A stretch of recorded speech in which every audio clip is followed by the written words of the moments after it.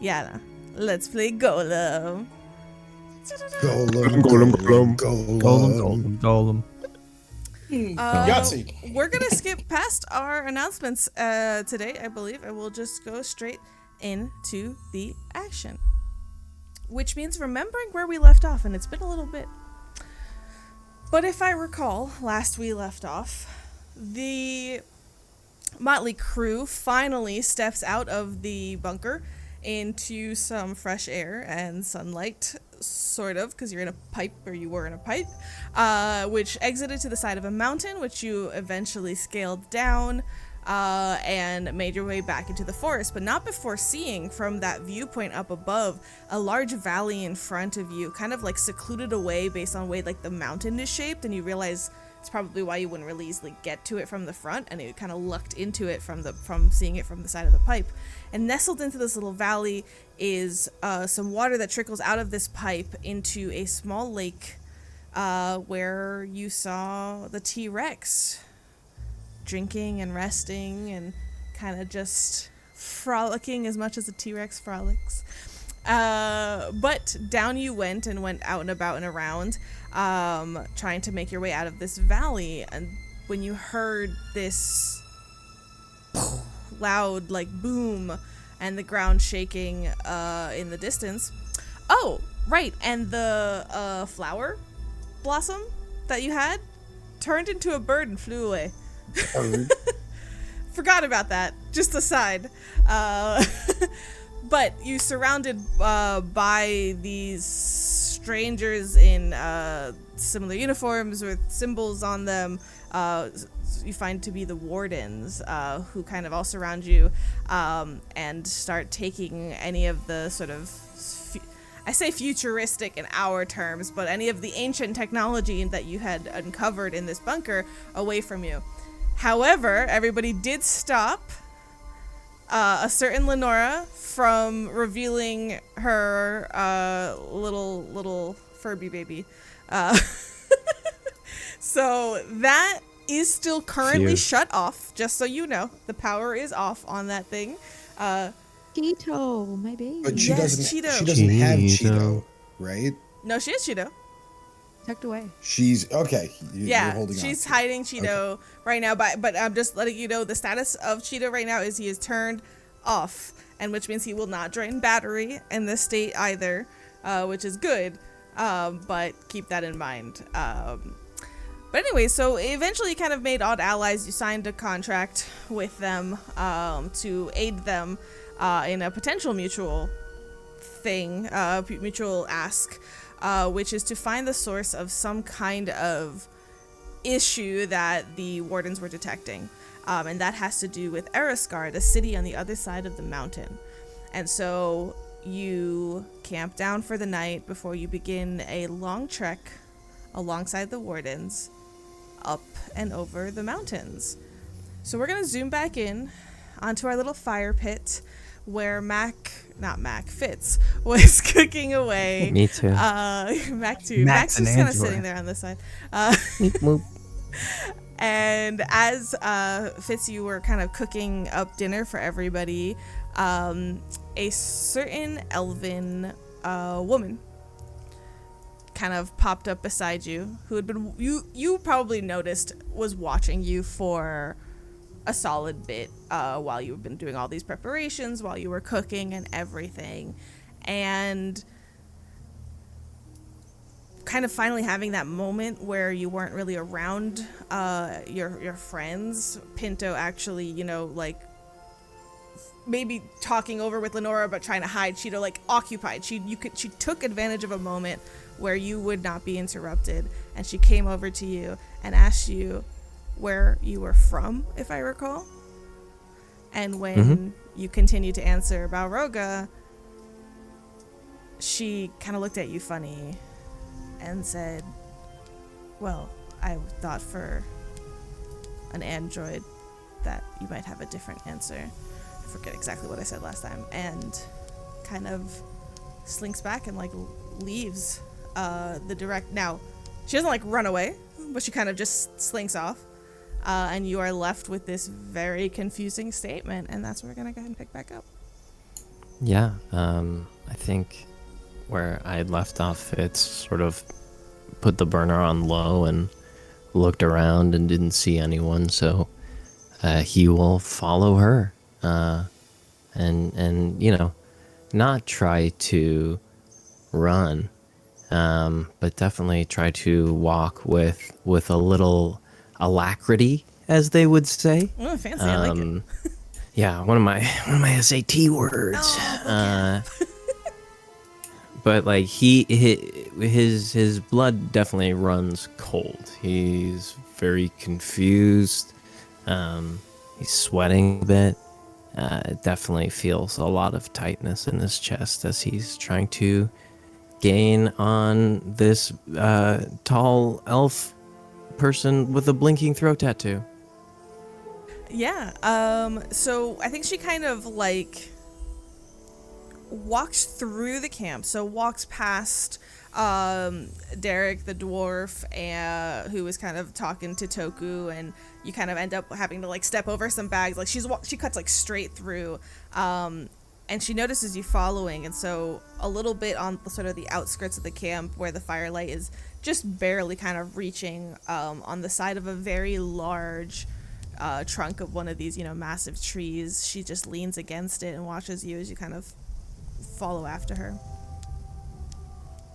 Yeah, Fitz will walk up to her, maybe stand like three feet away at a respectable enough distance, and do his best to intentionally lean backwards so as not to like appear to be domineering over. Yeah, he did, but he's concerned and make me a perception check.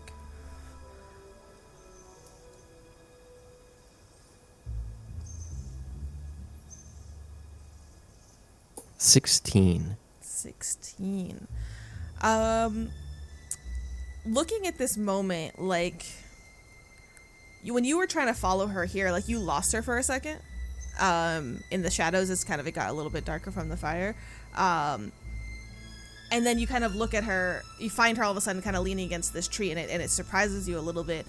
And as you try to position yourself in a way that's like, oh, I'm non-threatening, you can't help but look at her and see that sort of like the relaxed pose that she is in, and the glint of a dagger on her thigh, and just sort of, she's not worried about you at all. Like, she is, you're not a threat to her. I was wondering if maybe you had a moment to discuss something that you had said in passing, possibly, as it is maybe a banal statement for you, but to me is rather alarming. Regarding what? Well, you called me an android, and Yes. Just wondering what would make you say something like this. Do you not know you're an android?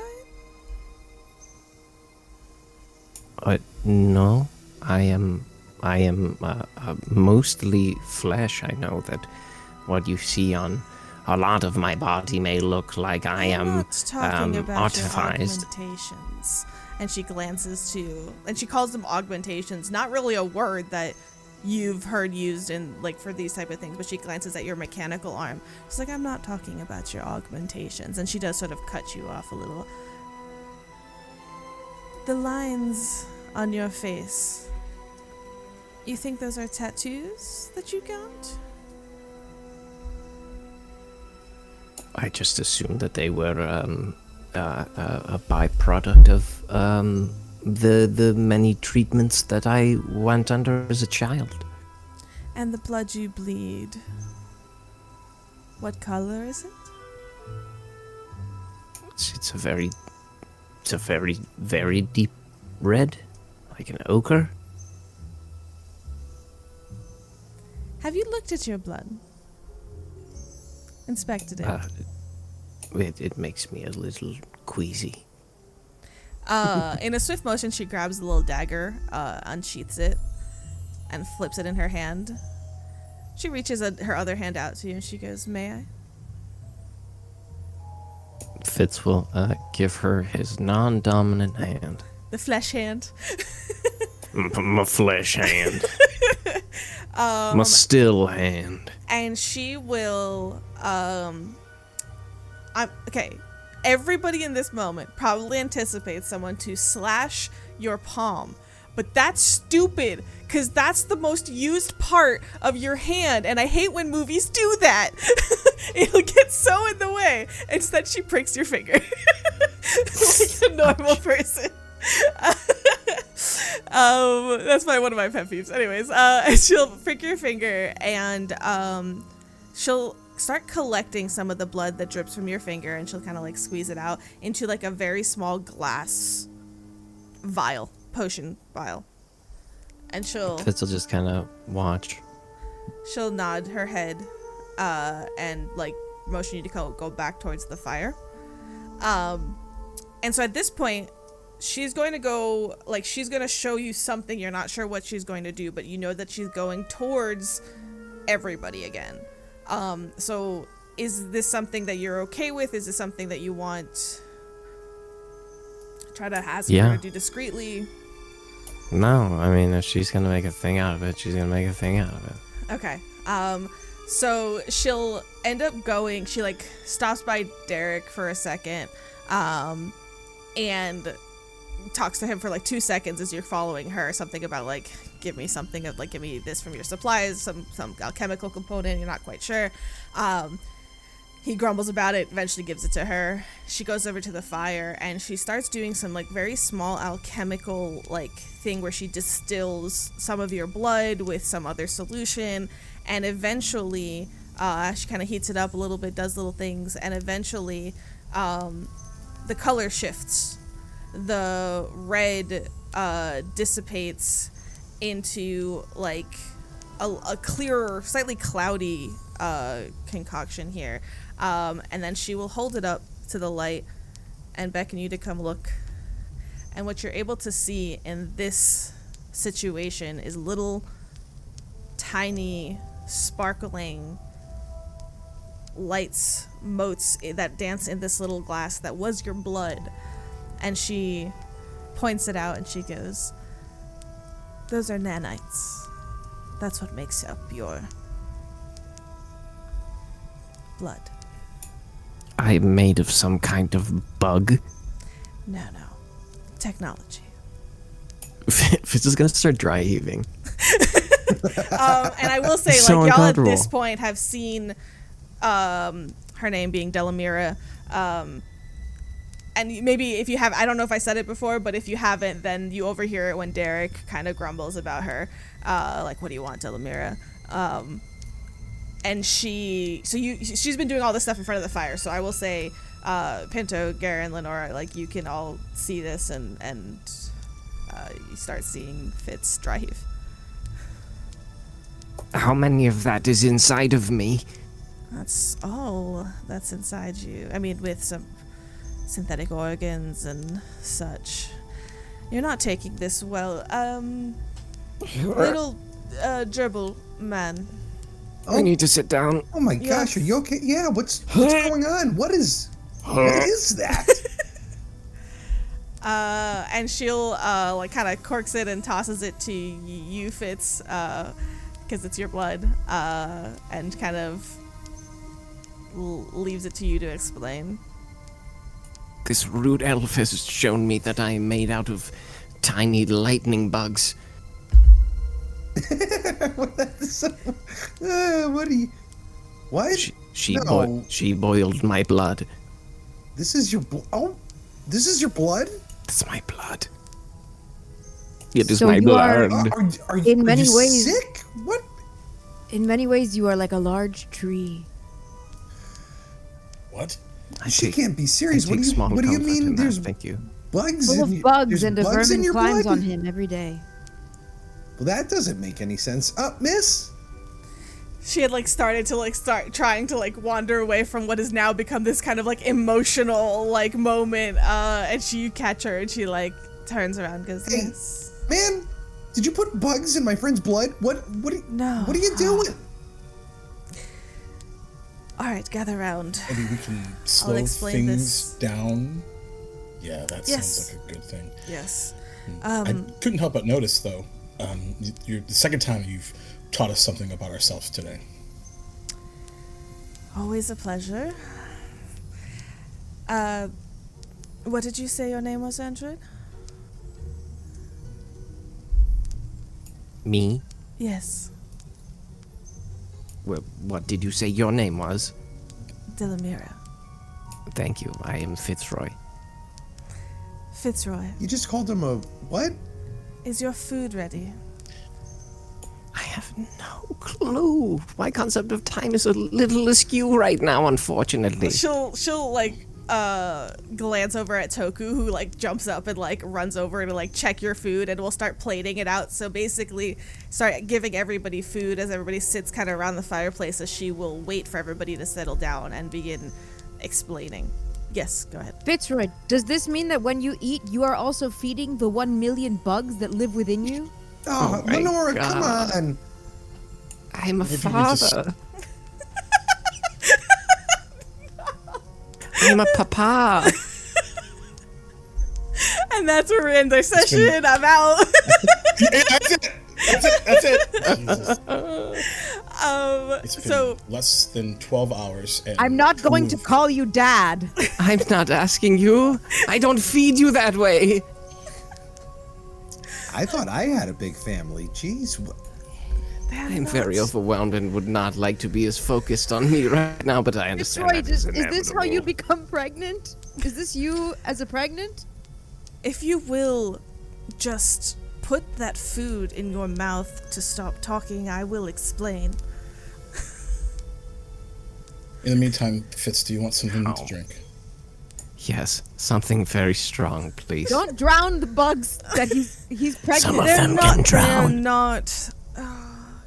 Make sure it's not alcohol if he's pregnant with the many bugs. I want the Derek, alcohol.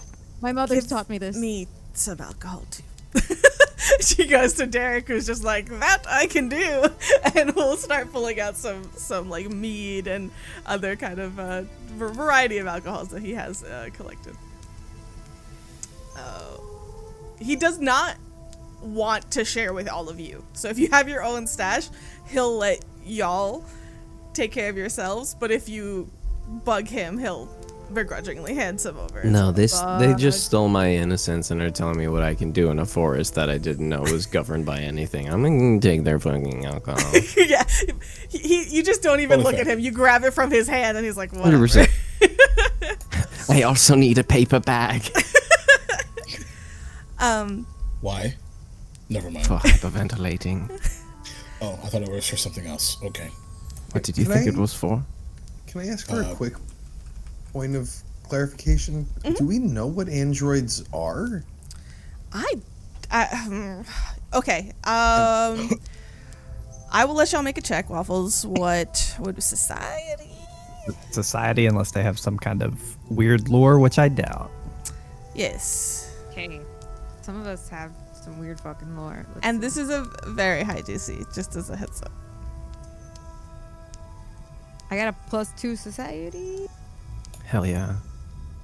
15. 7. Hold, Pinto? hold for society. No idea. It's a 19, y'all. Nice. Nice. No, I don't think, even with a 19, that you know what androids are. She can Especially. sure guess, though. What's that? She can sure take a guess. Yes, you can make up whatever you're thinking. Pregnant bug man. Pregnant bug man, that's what androids are.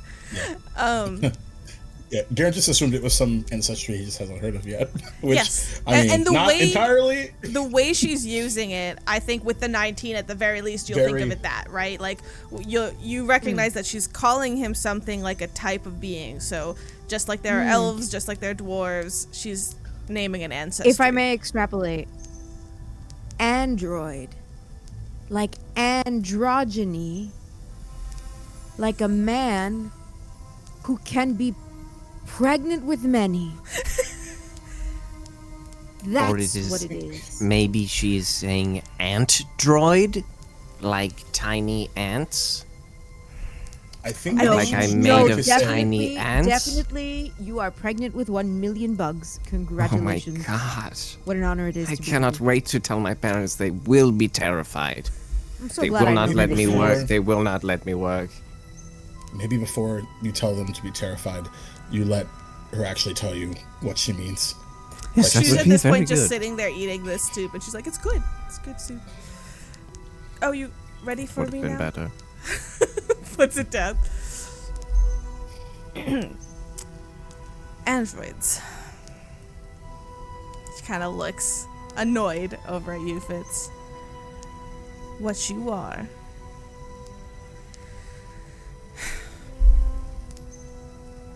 You have a synthetic body. Synthetic, as in not made of the flesh that I am made of, for example, or you, she points to you, Pinto. But despite having synthetic bodies, they are known to still have living souls, so don't freak out. Too late, I suppose. Now I know you are clearly mistaken. This is and I like give him a good like punch to the side. Like this is flesh and blood. Fitzlouise. Lenora, Oh, sorry. Lenora raises her hand. So I am Waits alive. patiently to be called on. Yes. Yes. She does go, I got Um, a whole sentence out, yes. Yeah, that sounds about right. Is Pinto the father?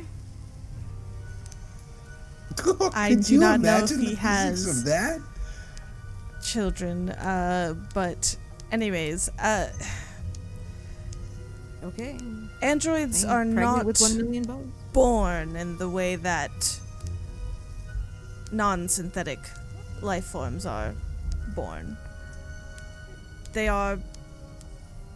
The bodies are created in a foundry of sorts, typically. And as far as I know, I am not an expert on androids myself, but as far as I understand, they are the bodies. Your body contains microscopic nanites, and otherwise manage your typical organic processes, and then you don't grow old necessarily. You just look less convincing over time. Nothing that can't Could you be. Could you perhaps dive a little deeper into these nanites? Are those These the bugs? No, they're not bugs. They're nanites. Really tiny technology. Is that? Lightning bugs. Yes, Devil Child. When you boiled the bugs, did they die? When you boil blood, does it denature? Yes. But also, Killed considering my this technology, babies? No, hold on, they may not be alive. they're not alive. I mean, you're alive by all technical definitions, points to Fitz. But no, they're just Wait, not. am I not real? You're real. You Can you have see a me? living Fitzy. soul. What? She kind of like no, takes no, a no, big no, breath. I'm freaking really out should right drink. now. You should really drink more and stuff. Lady, you Sup- don't know what you're talking about. I've known this guy since he was a child. I grew up with him. What are you saying? Like he was made? You know his parents. She If you starts cut that- looking if at you- you really confused. What do you mean you saw him as a child? Like he had a childlike Like form? we grew up together and defended ourselves against bullies together, and then he got sick, and there was like a huge period of time where we didn't really see each other. But then and then he came back, and then we grew into adulthood together. What you're saying When makes you no sense. saw him again after this period of time, was he this size?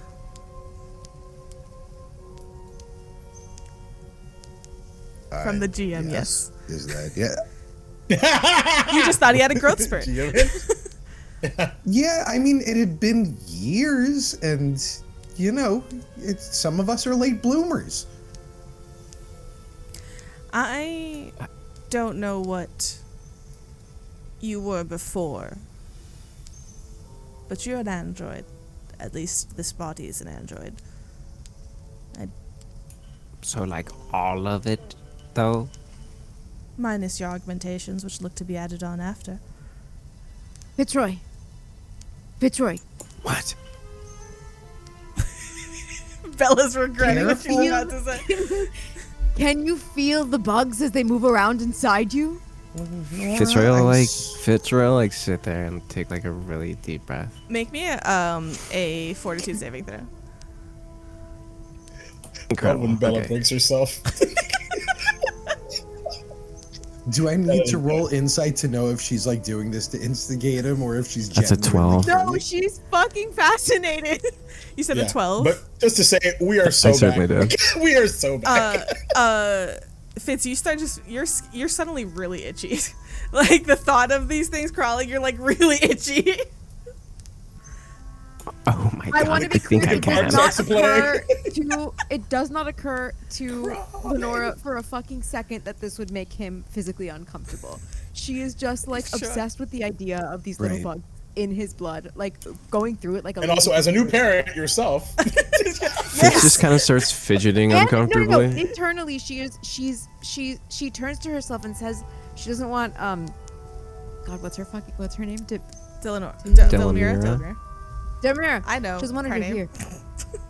Does this make Cheeto a real boy? Could he be pregnant? Oh my god, are you comparing me to a children's toy right now? Are you fucking kidding me? Fitzroy, this means he might be real. Don't you understand? My god. If I technically, hopefully this doesn't step on any toes. Technically, androids are not capable of biological procreation.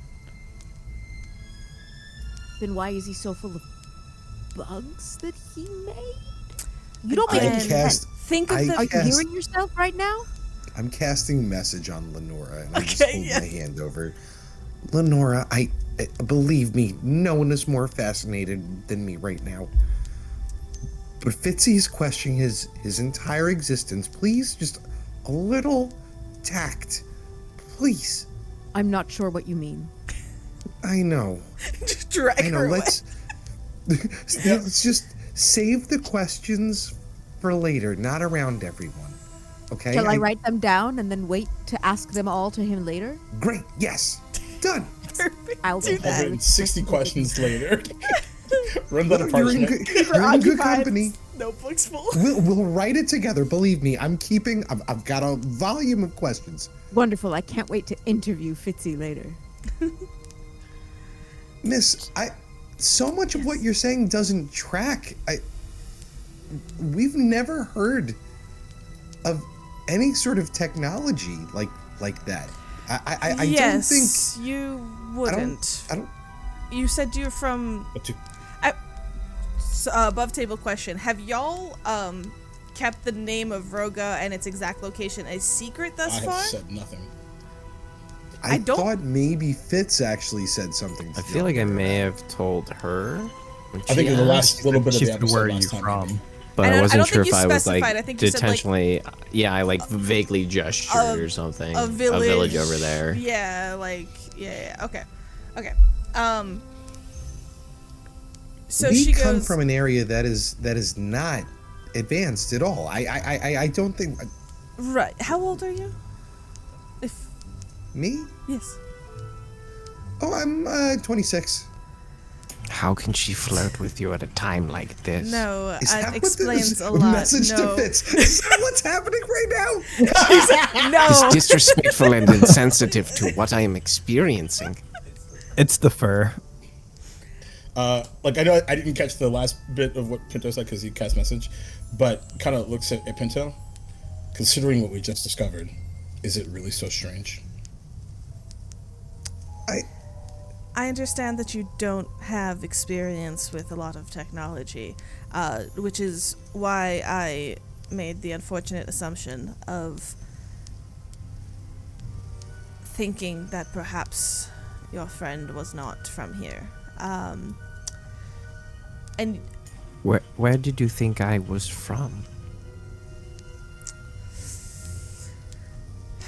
make me a diplomacy.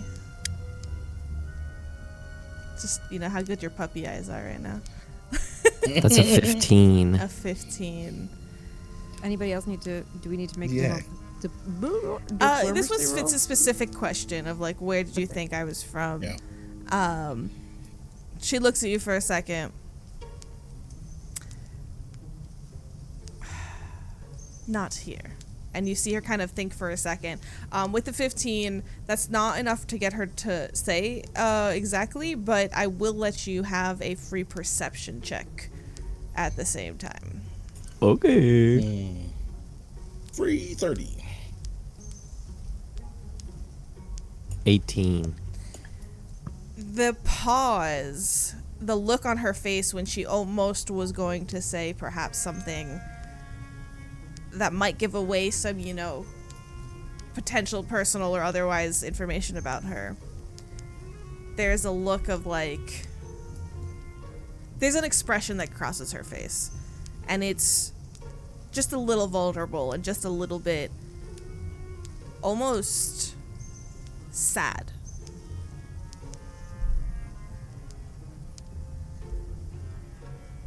You are looking for your home in me. No, we're far away from my home. I was hoping So I for am a from far familiar away. face. Well, I suppose you're not from far away, are you? You're from here. Do I Come have here, born and raised. Do I have to eat? Yes, you breathe, eat, and sleep like a human.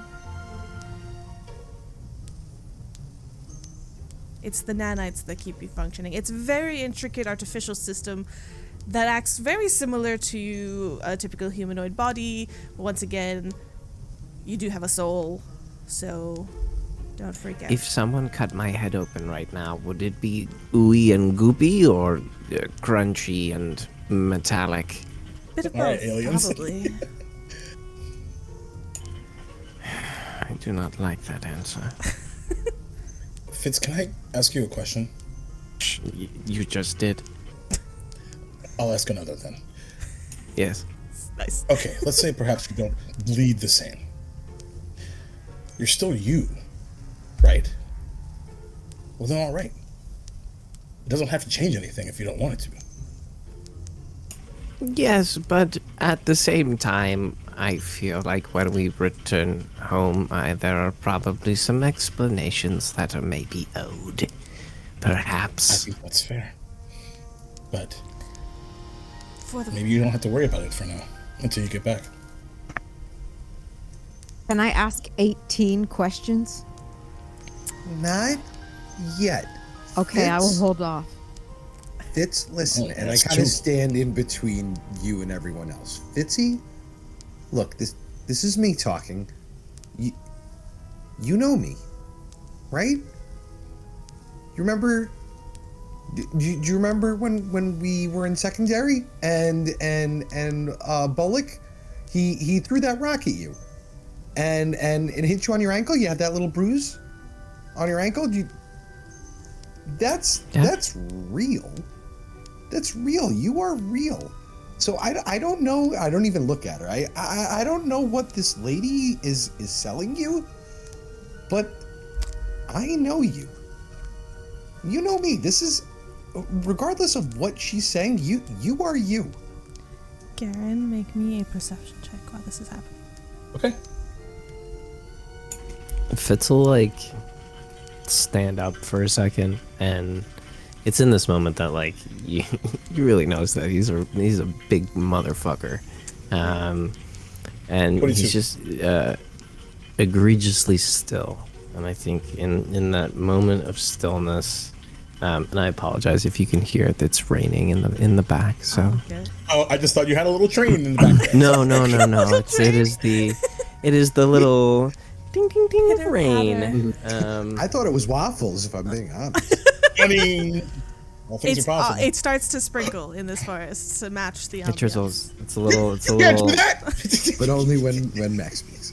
But yes, Right. in this moment of stillness, Fitzel kind of just like, I don't know. I think he has a bit of like a sensory overload and tries to like reach inside himself to find some semblance of truth. And I think all that he can muster up is like his body will start emanating the lay on hands, and the lights will sort of like light up, and as the rain starts to drizzle and the fire starts to get licked by the water, this soft blue glow starts to emanate off of him, and he'll just ask, then how is any of this possible? And will like put his hand on the ground and cast lay on hands. yeah, And kind of connecting to that divine energy. right, and if I can be so bold, a bunch of little wildflowers will kind of bloom up, and the petals look kind of similar to the fire plant. Yes. And they'll go through their like full life process, and then just die out and return to just being blades of grass. A couple things that I want to let everybody see as this is happening, and yes, all of that happens. This was not what the perception check was for, but anybody looking at Fitz right now as he begins to glow, you all, with this new context, with everything that you've just learned, look at the glow, but you also look at they resemble tattoos, but having just been told they're not tattoos, these lines of nanite circuitry, biological circuitry, that show on his face and his one, I can't say non-synthetic, but his non-augmented arm, at his neck. The patterning of as this begins to glow and it almost runs up and down, you can't help but notice the similarity to how some of the technology in that bunker would run energy through the circuitry that you could see. But then something the opposite from synthetic happens as he puts his hands on the ground, and these flowers bloom and wither and fall apart. 22, Gerran.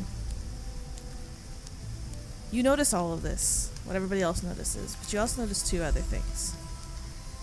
You notice a look that is shared between Delamira and Eric, the captain. A look of curiosity, a look of, that's different, that's interesting. And you notice how everybody else of this crew has gotten really quiet and has just been watching this whole thing. But with that 22, you notice that look, not when the magic happened, not when Fitz put his hands down, but you noticed it at the mention of something happened when he was a kid. Pinto was saying something like that, and there's this moment of time that is missing, that the couple years that Pinto didn't see Fitz. That's when that look was shared. That's when there's that questioning glance. And then everybody pays attention to the magic that happens, and Delamira says, oh, that's nothing to do with the fact that you're an android. That's magic. And she'll It's yours too. start casting something herself, you'll notice. And she casts detect magic. and I will ask. It's going to take her a second to cast this, Fitz. And you see her casting magic. That's magic. And I want to ask, do you disconnect? Do you try to disconnect from this magic of yours before she is done casting that spell? Or do you let that detect magic overlap with your magic? No, I think like if she didn't do it when it was done, then like it's not. That's it. Okay. And just as she's done casting it, the plants wither, and you disconnect. And you see her just sigh just a little bit, as you don't let her glean that piece of information of what kind of magic you might be casting. So robot men can do magic? Yes. I mean, you can do whatever you like. This kind of just feels like you're pulling the wool over the eyes of a country bumpkin. I'm only trying to provide you the information that you asked for. If that's not to your liking, I apologize. And she will stand up, and she just sort of jumps upwards into a tree branch and kind of disappears in the boughs. Gerran kind of stands up as she does that. You were getting a bit of a crowd anyway. I don't know if that was of interest to you, Fitz. Fitz will be on like bottle 3 of whatever that guy had in his stash. Yeah. Not It's a little spicy. Not really. It's just more the general attention anyway. It's just a lot. I think he got even a little more than that. And he kind of motions to, if you're looking at it, he kind of motions to the tree, and then motions to it was a captain, right? Yes, Eric. Yeah, the motions, and then motions to Eric, sort of signaling what he saw. Just a little nod. I'll clock it.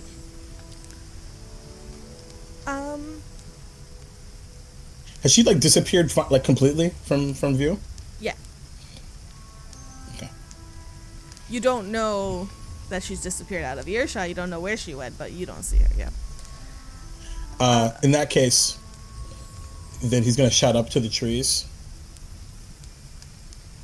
So no more teaching sessions today? You made me a promise, didn't you? Did she make you a promise? I'm trying to remember. She's gonna teach him some sweet flips and tricks and stuff. Oh. Yeah. You'll hear. You don't hear a response actually, and Eric will kind of shifting around, starting to like lay out a bedroll and everything. Kind of walks past you, claps you on the shoulder, and goes, "We have a long trek ahead. You'll have time." I figured. Just thought I would ask. And we'll sort of zoom out a little bit. I'm sure there's plenty of questions that you have for each other, lots of things. So what we'll look at right now is we're going to start. It's going to be a weird little sort of seesaw of zooming in and out here. As you have anywhere from a week to a week and a half. Well, you know what? Look, crossing these mountains, from your estimation, is going to take a while. 2-3 weeks, maybe, of trekking, hard trekking through mountains. I was gonna say 3 weeks to a month to get like to the bottom of the other side. Sure. Holy shit. We're gonna be gone a while, homies. But as you begin to move, as you begin to reach the more mountainous regions, you start encountering these moments of this would be impossible for you to get through. You would have to have doubled back and found another route, which would have taken some of that time. But there's a gadget or a gear or a gizmo, or there's something that these wardens keep pulling out to aid in that journey. You see Eric seems to have some sort of boots, special boots that he turns on and is able to jump higher than anything you would normally be able to jump, and is able to secure like rope and things like that to help aid the climb.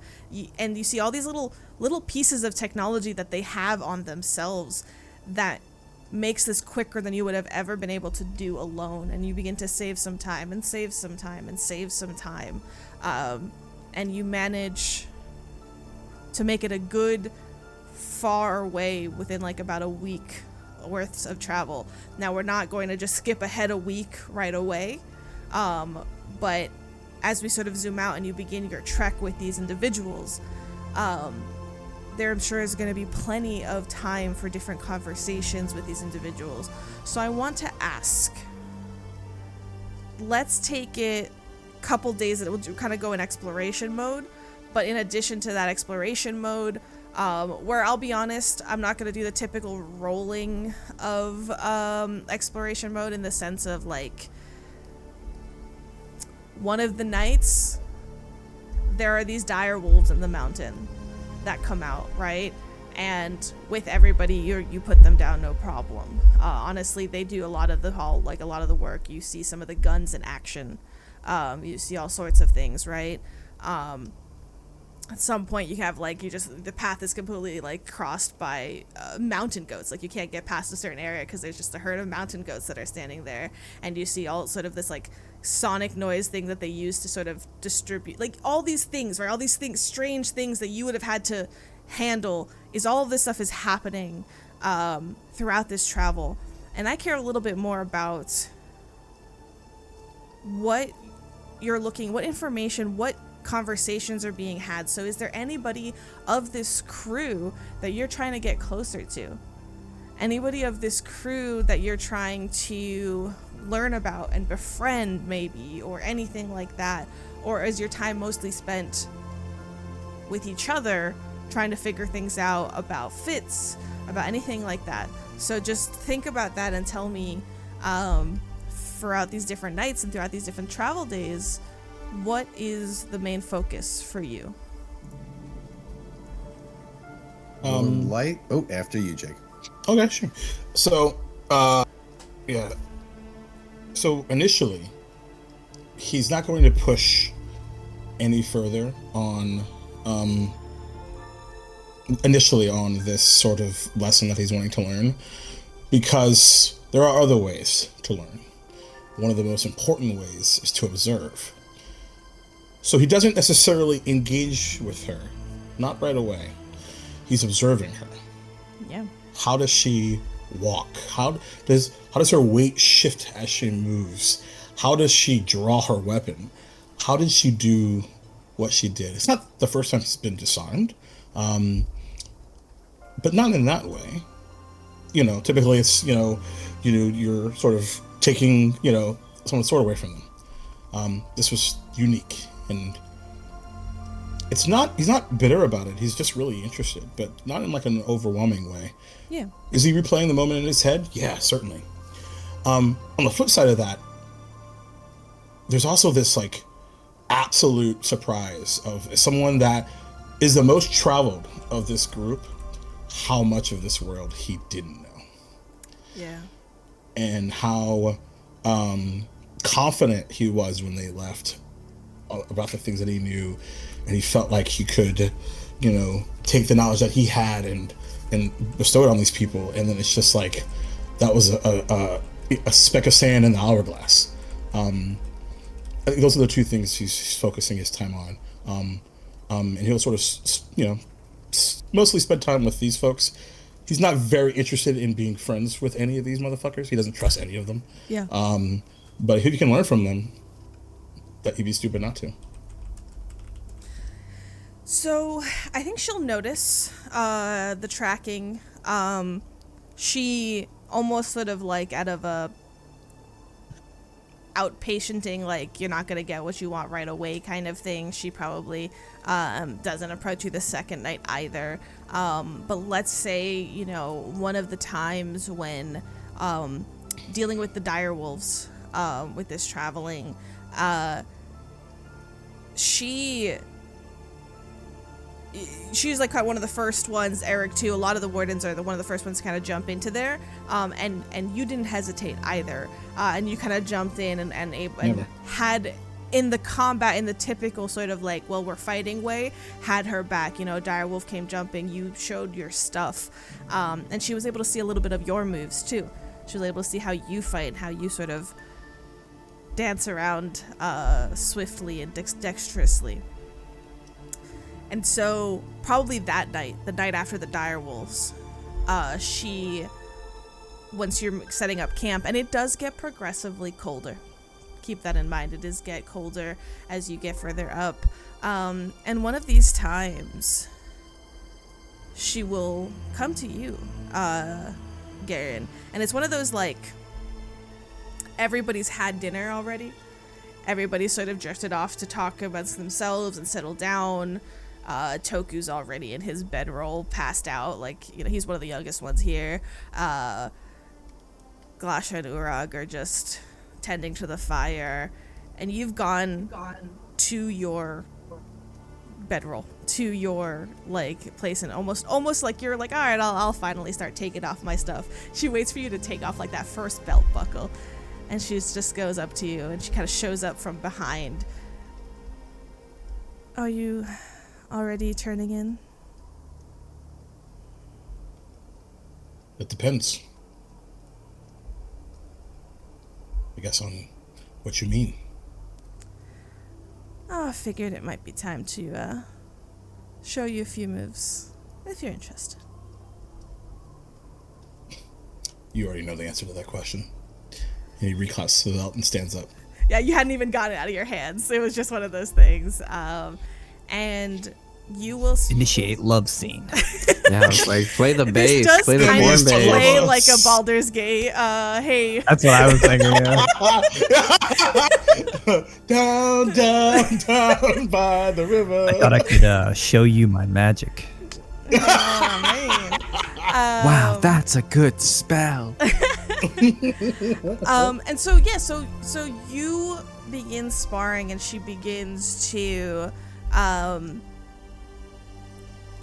just train, and it is different. It is different from the training that you had from the old man you stayed with at Roga. This is unique. It's a fighting style that you've not seen before, and it's one that throws you off because it relies on seamlessly using some of her technological benefits, where she phases out, like, her cloak that sort of weirdly blends the illusion of the background around her, kind of throws, and you lose track of a limb, and all of a sudden it's coming from a different angle than when you last saw that limb. She plays in with her technology in ways that you haven't seen, and that gives you a benefit, so that'll be not the first time that you have encountered that in the future, should that come up.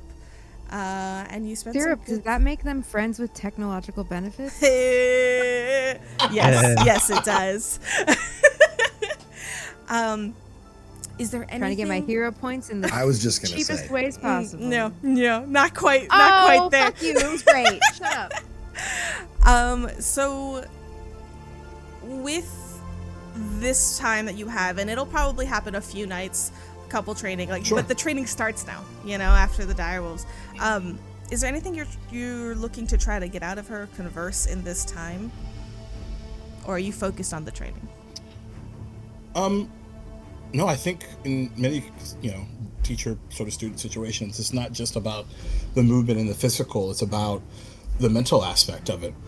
And so he'll even, like, bring up, like, the fact that, Vandrick was all about the footwork. And so that's what he was trying to figure out, is, like, what's the difference? What's the gap that has to be plugged? So then, like, on top of this being a separate fighting style, this would, like, also being about the this technology aspect, and, like, oh wow, okay, like, this is actually further than just technique. And initially there's some frustration that builds, because, like, that's almost like cheating. But then he goes back to the fact that this is a new world to you. This is just you learning. I think, and he thinks about that helps, especially as time progresses. You know, that very first time, it's like cheating. This isn't fair. You know, it's not the same thing. Especially, I mean, you have quite a few bruises, more than travelings already from this sparring. It's easy to kind of get into that mindset. But then the more you spar, and then the more you see how they use it in their travel. From the moment you left that bunker, you've been in a different world. 100%. And it's starting to sort of settle in as you see them use it. You're starting to familiarize yourself with like, oh, she flicks her thumb on her belt, that turns this on. You're beginning to sort of connect and understand the usage of technology. There's a line that Vendrick once said to him that I have sort of just written down in my notes, and it says, "A duel isn't about never being beaten. It's about what you do with the hand that beats you." Hold it. Kiss And it. he'll share that Give with me a her as little well. smooch. Now kiss. Yeah, okay. Why is this the trend? We always take all of Jacob's characters in our campaigns and say, now with this character, kiss. Delamere is just He'll exhausted. actually have a chance with one this time. Delamere for is 3. Tell him Ignacy to stop 2.0. make- Oh, Just tell him to stop making such kissable characters. no. I do make pretty kissable characters. Okay, wonderful. So this is how you spend some of your time. Let's move on to the sort of first half of this travel. Who wants to go next? I love the wind that's like sweeping through the mountains right now. Yes, go ahead, Bogie. I mean, in light of what we just learned that night, I would say during the day, Pinto's sole care is how Fitzroy is doing. Yep. So he's sticking by his side, constantly hurling affirmations at him about, you know, the impact that he's already had on the town, that he's going to continue to have on the town.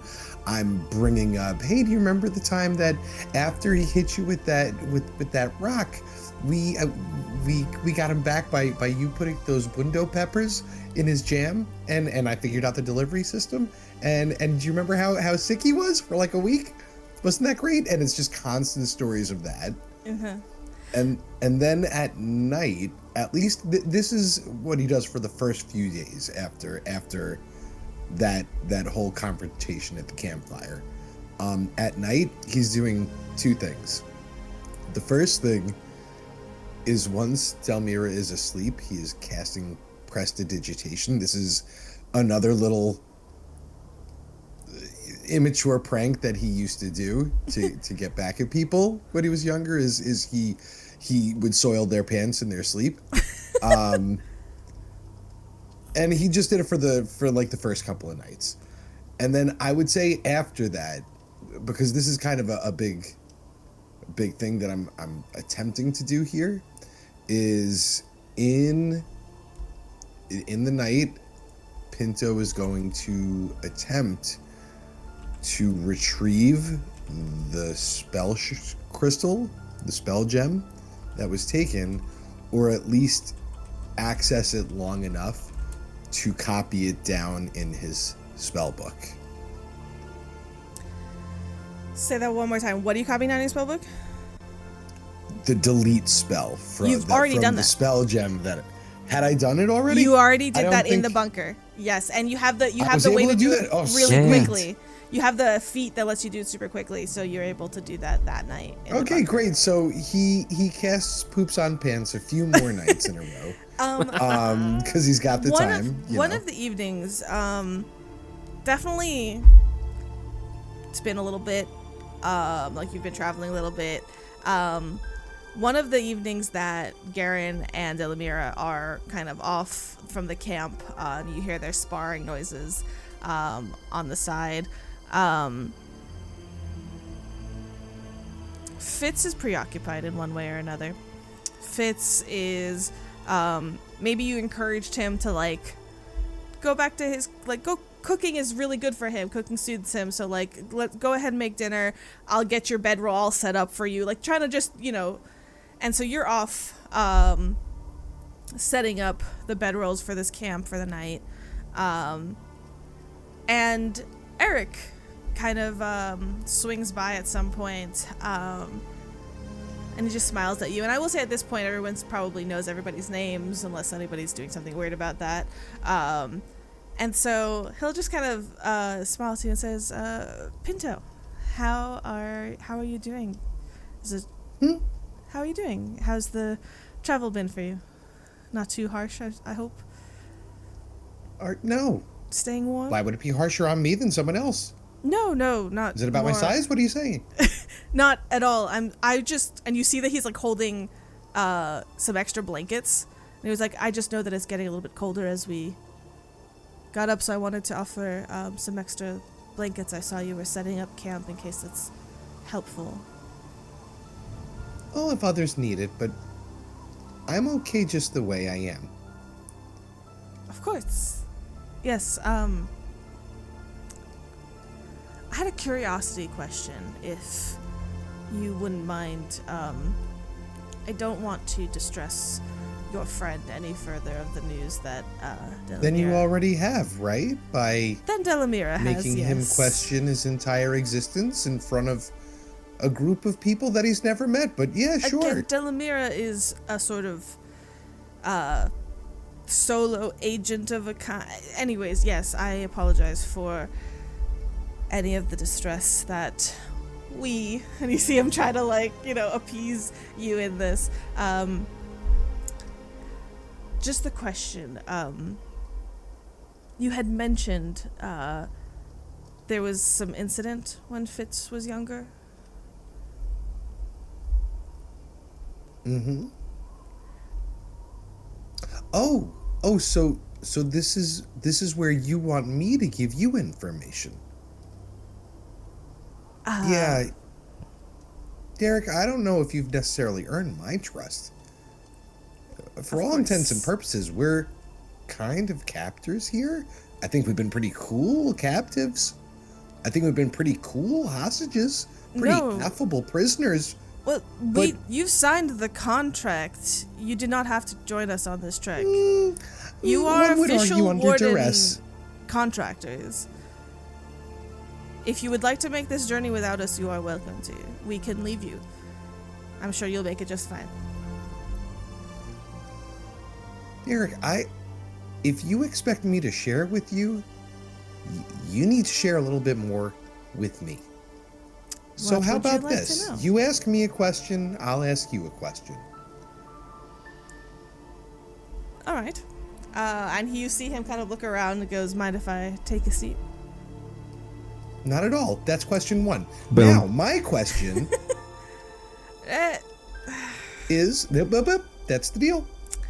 And while you ask this question, I will, just to give you some insight, what Pinto is seeing at this point.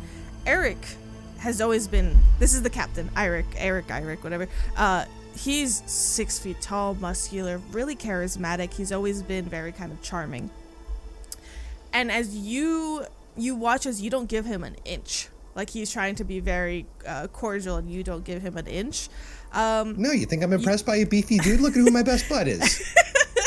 You see the warrior that's underneath. You see as he kind of sits down, if that makes sense. You see that his leadership is not all charm. And so when you kind of say that's question one, he takes that breath, that typical smile sort of fades a little bit, and he will let you go ahead and ask your question. Why, thank you. Where do you come from? Are you from this world or another one? Yes, I am from this world, and I was born in a little town called Megan.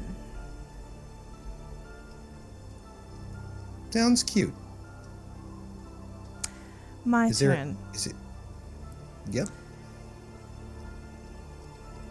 who treated Fitz in his time?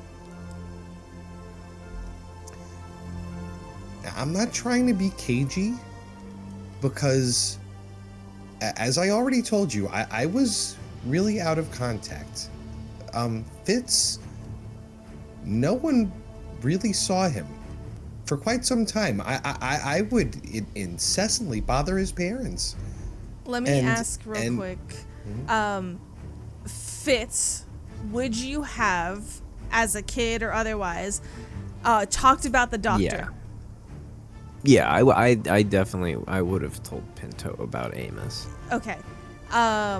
So Pinto, Whether you choose to tell right, this are dude you, about it, I just want you to know that you your have a name. journey. Right. Are you sharing it or not?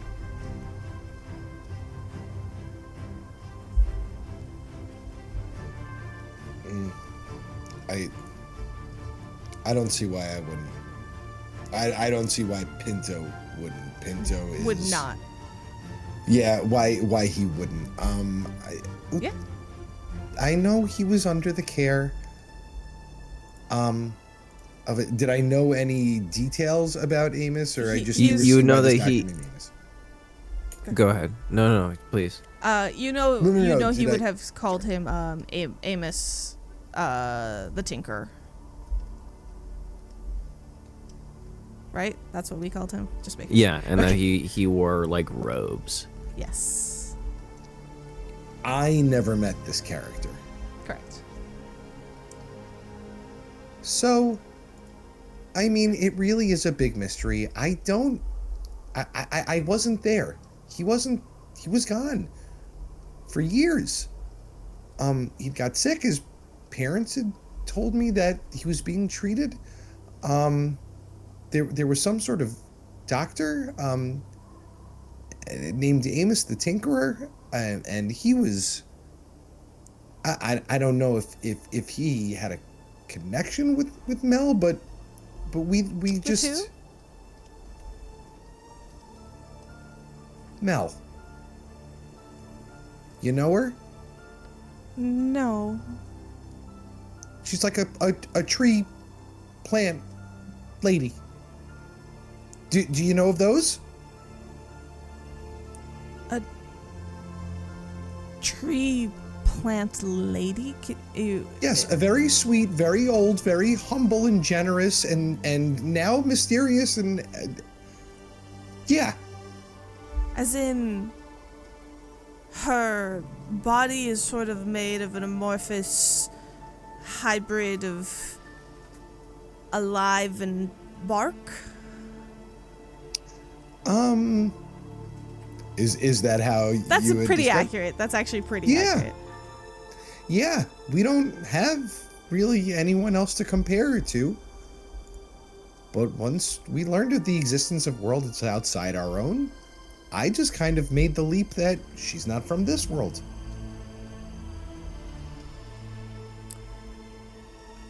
Right. Well, Insight check? Yes. Yeah, make me a perception check. Perception. Ooh, 16 plus 5, 21. Nice. Feels like an important one. Yeah. You don't think that he knows who Mel is, based on what are you talking about kind of thing. You don't think he knows what Mel is. But that's a weirdly accurate description for something he's never seen. That's what you get. Are we still playing this game, Eric? I don't know whose turn it is. Is it yours or mine? Oh, I got a bunch in the chamber, pal. I think that it is getting a little bit late, so... Oh, are you for serious? All right. He kind of smiles Okay. at you, puts that very kind of charming personality back on full blast, and he says, I'll leave the blankets here in case it's useful for anybody. I hope you have a wonderful night. I cast message when he's like the farthest range of this spell. yeah. Got it. Yeah, that's what I thought. Listen, we're not done. All right, because me you and my could friends have a ton more questions. before you could reply. Good night. Last word. Last word. And I shut off the spell. I'll say I think okay, that's fine. All right. So that's Pinto. Next up, I will ask this: do you want the first half to go a little bit longer, and we want to wrap up these one-on-ones? Do you want to go to break between one-on-ones? And if everybody's good, like if people have to pee, Keep going. Okay, let's go a little bit longer and finish these one-on-ones before break. So, Lenora or Fitz, who is next? Take it away, dude. Hi. Hey. Hey. So, Sorry, I was muted. Yeah, Lenora is... Her head's in a bunch of different places. Number one, she has got a laundry list of questions for Fitz. yes. And she's itching to ask them whenever the Yeah. time is right. But she's vacillating between, like, really curious of what everything is. She's especially curious about the guns, yes. having Okay. seen them. But also, it took her long enough to start trusting her travel companions. Right. She did, so clearly she ran her mouth a little bit when they found them, but I think it was out of frustration more than anything. Out of Yeah. just like, really, like, we've been through all of this and now you're gonna tell me what I can and can't do. Like, Absolutely. so now she's a little bit more secretive. Let me give you something real quick. One of Yeah. the nights. So I want you to, you'll definitely have some time to talk to Fitz. So what I'll do is after Fitz decides what he wants to do for this sort of trip, we'll kind of do one little extra piece where you guys can connect. But in this travel time, so one of the times, let's call it like a good ways through before this happened, so quite a like maybe day 5 or something like that. You already dealt with the dire wolves lower down, but as you climb these, kind of reaching higher up on the mountain, there was one of these days where you got attacked by some wyverns that were just kind of hovering around some of the peaks as they saw some easy prey moving down, and you noticed, outside of the spell slingers and the everybody else, it was a hard time for some people to get to them. They had to wait for them to swoop down, and then the one person who didn't give two shits when the wyverns showed up was Derek Firebeard, the dwarf, who put on a big old grin. And remember, he has like 4 guns strapped to him. He has the most guns, and he just pulls out 2 of them and started laughing and started started target practicing with the wyverns, because he was like, this was his time to shine. So if you're looking for somebody who likes guns, Yosemite Sam. Yeah, and I'll tell you, when Lenora saw that, or like the flames you could see in her eyes. yes, It was like the Elmo gif. yes, That's yes, her. yes, And as a sorcerer, yes, I think the impulse is there to throw into magic into anything. And so she's like not just focused on the guns themselves, but on how specifically she can use them. Mm-hmm. Because it doesn't feel like true to her to just do weapon Right. without any magic. I don't think she could do it without something coming out of her. So, I will say you probably, if you come to him and ask him questions about guns in a very sort of upfront way, in a weird way, because everybody else would kind of have noticed, like, Derek's the grumpy one. Derek doesn't like y'all, doesn't care to show it. Like, everybody else has been cordial, he's been like, meh. Probably extra grumpy towards Fitz because Fitz stole his alcohol. from his eyes. Boo-boo-hoo, he ruined my life. But the direct question, if Lenora kind of comes up to him and just says, like, tell me about your guns or anything like that, that's one of the few things that will get him talking. And so you are able to, he'll show you his guns, and then like one of the days when you're just like, maybe the two of you have like climbed up one of the areas first and are waiting on everybody, he's going to just like start shooting the different guns at like towards like a tree and showing you the different ones. And you see that some are loaded with metal pieces, bullets, but he has one, his fourth one that you haven't seen him grab. He grabs that one and he goes, this one's plasma gun. Watch. And you see him like it makes a completely different noise. It goes in this weird way, and then like part of like a chunk of the tree goes missing. It's different. And so you start realizing that there's a lot of different kinds of guns, and maybe there is one that you can meld some magic into or something, or charge with like, it's just, some are battery operated. And he starts explaining these things to you. You don't fully understand a lot of what he says, but I will let you make me a, what would this be? Because you all have looked at technology in the bunker too. So this be one of those I'll checks, also say Waffles? I have a really strong crafting. So like, what the first things that are running through my mind are like, what can I do with these in like a creative way? But I also have like +6 in occultism. Like, can I make it shoot ghosts? What's going on? Make me, what do you think? Crafting, I think, would be the best Make here. it So let's shoot do- ghosts. Crafting, yeah, because otherwise it's computers, and I don't think that quite fits. Yeah, well, they don't have computers yet. It's a That's not a 23, skill. babe. 23? 17 + 6, 23. Nice. Okay. You've had some look at things that are technology, including Cheeto, though you haven't opened him up in their My son, he's sleeping. vicinity. He's very tired. Needs his rest. One of the things that he starts talking about is that some are loaded, right, and use like fire to shoot them. There's a spark and there's like gunpowder, like there's like classic bullets guns. Mm-hmm. And then there's some that operate on batteries and charges. And a lot of this is hard for you to understand, but over the course of this time, as you continue to grill him about specifically gun technology, that's what I'll give you, like very specific here. You start understanding batteries.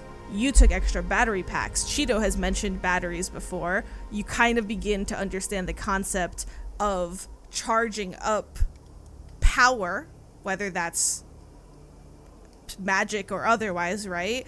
And using it and so you're starting to learn on the technological side of guns, and that's going to be what you're picking up. If you have a long-term goal about fusing magic with technology, let me tell you, above table, that's a thing. That is very much a thing. It's called technomancy. And so we can get there, but it'll take us. So you can start heading in that direction, absolutely. But we're going to start with the understanding of technology in terms of guns. I will say that the first thing she thinks of when she sees that like there are guns that shoot using fire, shoot bullets using fire, and guns that shoot non-fiery bullet things, Yes. is like, well, I can make fire. I can cast ignition just as easy as I can breathe. So how is that?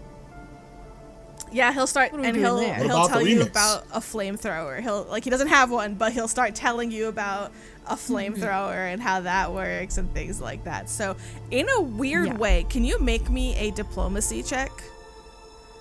Let's see how like Yes. close you get with Derek here. Dude, I have a +2 in diplomacy. That's a 5. Got it.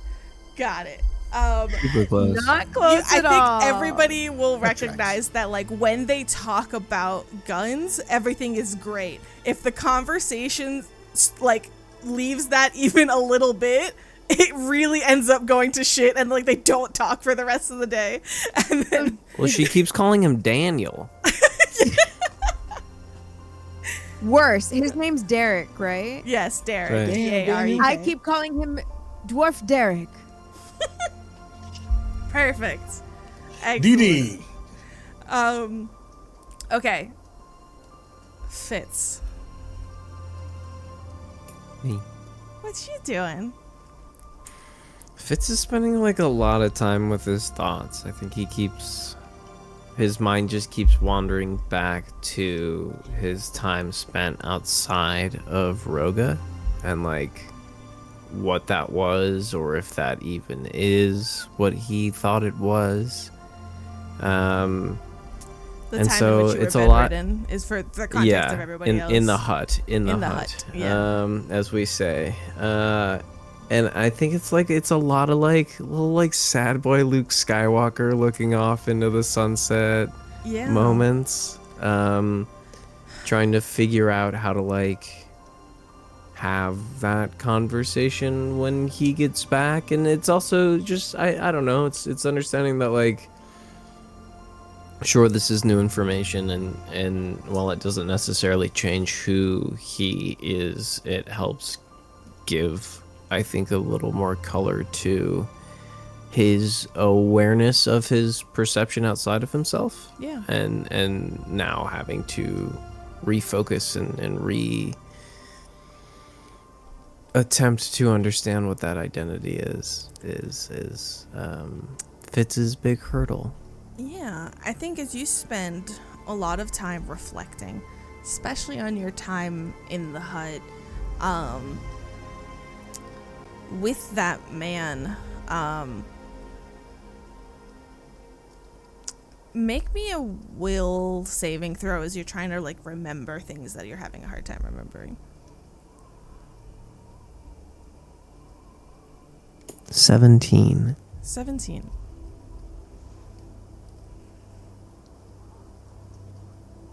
It's really hard. It's all blank. It's like, I think, and that's what's starting to bother you, is that there's like, now that it's given in this context again with all this additional information, you're looking back on it and you're beginning to sort of like piece, this is what I remember before. This is what I remember after. This is what I remember before. This is what I remember after, but nothing in between. So you start exploring, you know, the areas as close as you can to that gap, to that blank spot in your brain. That man, the doctor, you think back, did they ever call him a doctor? I guess no, they never said he was a doctor. I assumed he was a doctor. But you don't recall anybody ever calling him a doctor. Okay. And the Tinkerer? What kind of a doctor name is the Tinkerer?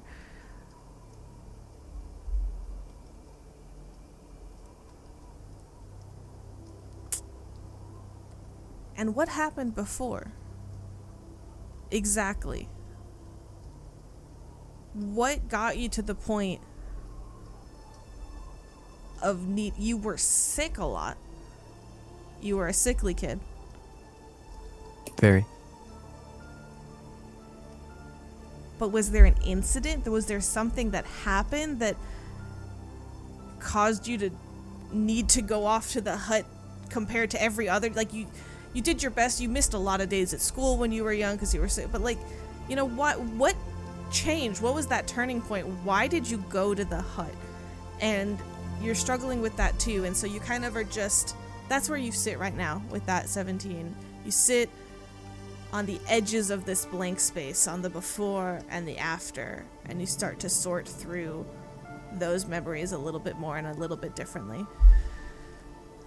And with that will come back from break with some questions that Lenora has to Fitz. We'll Hell pick yeah. back up right there. So, Is it still only 18? Have we hit triple digits yet? What's the sitch?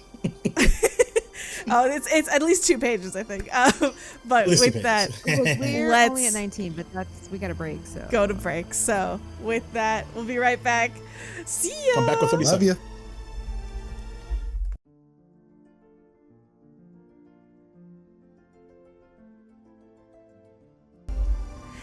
you. And we're back. We're back. We're done talking all about our medical history and autoimmune disease like good Jews.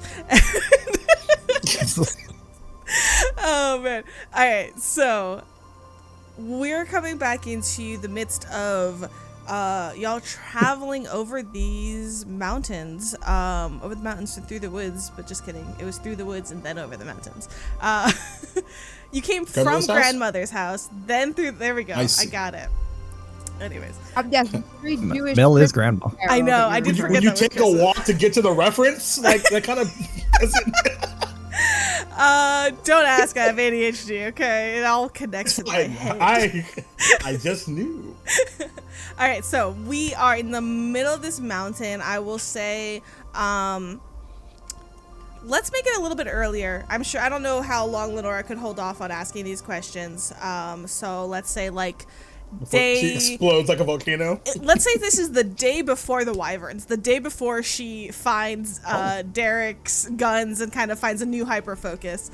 You have That's some really smart. time to you kind of, let's say like you guys stop for lunch and it's like okay, Fitz has been like kind of back on a regular schedule as far as you can tell, Lenora, like for a couple days now. You've been waiting. Pinto seems to be like letting go, like he's not quite around, like maybe he went off somewhere. You have this moment. Fitz is available. Chomping at the bit. She's frothing at the mouth. Yes. And she turns to Pinto and she's like, I'm sorry, what? Your whispering's not coming to the mic. Can I please ask the questions? Can I please ask Bitsy the questions? Please. I really appreciate you asking me. That shows growth. Make sure he's by himself. And I need you, if you can, this is something I tell my kids. Look at his eyes. If you see a shift, it could be what you're saying to him. Right, okay. Fizzy. Okay. Yes. Yeah. Okay. Here's an order. Okay. What do the bugs eat? Can we eat them? Can they talk to each other? If you get itchy, do they get itchy? Do the bugs have babies? Does that make you a grandfather? Can you run out of bugs if you bleed dry? Or do the bugs make more bugs? Can you hear them? Do they talk to you? Do you talk to them? Do they talk to each other? Do they have names? Were they born in you? Or did they crawl in somehow? Can you replace them with any old bugs? How did they get in there? Do you have a favorite one? Can I meet them? Do they work for pay? Are they in a union or just like freelance? Can I make a stealth check? Because I would want to know the answer to every single one of those questions too. You want to? I mean, Good question. if I don't even know if you need to stealth if you just want to. If you guys are around. I kind of imagine everyone's around, Yeah, right? yeah, Like, you get to they be didn't go around, off. that's totally I think fine. all four of us are here, like, in my opinion. I'm going to probably need to hear a few of those again, but from memory, I cannot hear them. Since I found out about them, I have been talking to them, but I don't think they're talking back. I haven't named any of them. I don't know if you can meet them. I don't know if they moved in here or here when I got here. I hope they're unionized. But if not, gig work when you got a baby. What were like the middle three? Oh god, okay, you sent them, incredible. What do the bugs eat? I assume they eat what I eat. Can we eat them? Only if you're a robo-vampire. Can they talk to each other? I would assume so. If you get itchy, do they get itchy? I get itchy thinking about that question. Do the bugs have babies? They must have babies. Look how many of them there are. Does that make me a grandfather? It probably makes me a great. Can you run out of bugs if you bleed dry, or do they make more bugs? I hope they make more bugs, because if you run out of blood, you make more blood. Yes. Do they talk to each other? They must. Do they have names maybe for each other?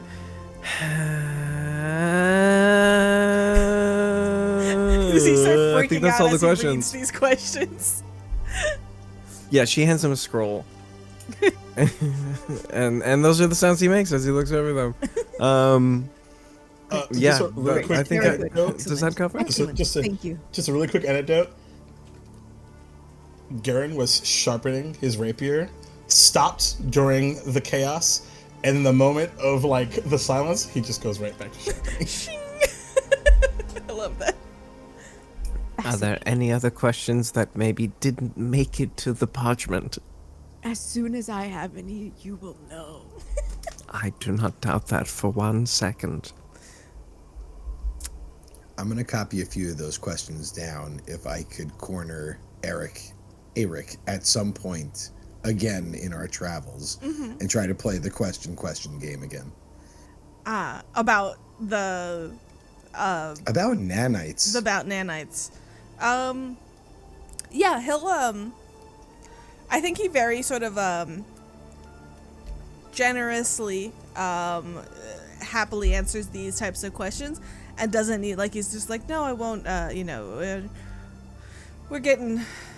we're traveling companions now. There's no need to be so quid pro quo.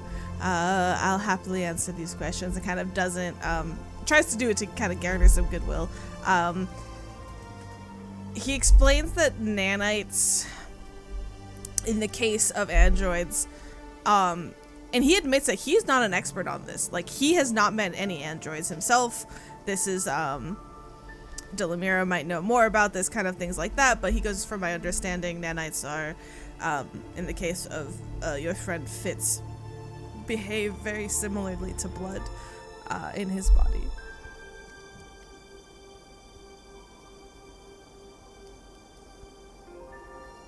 Is that the question? Pinto, would that conversation have been a one-on-one, or would that been with like everybody around?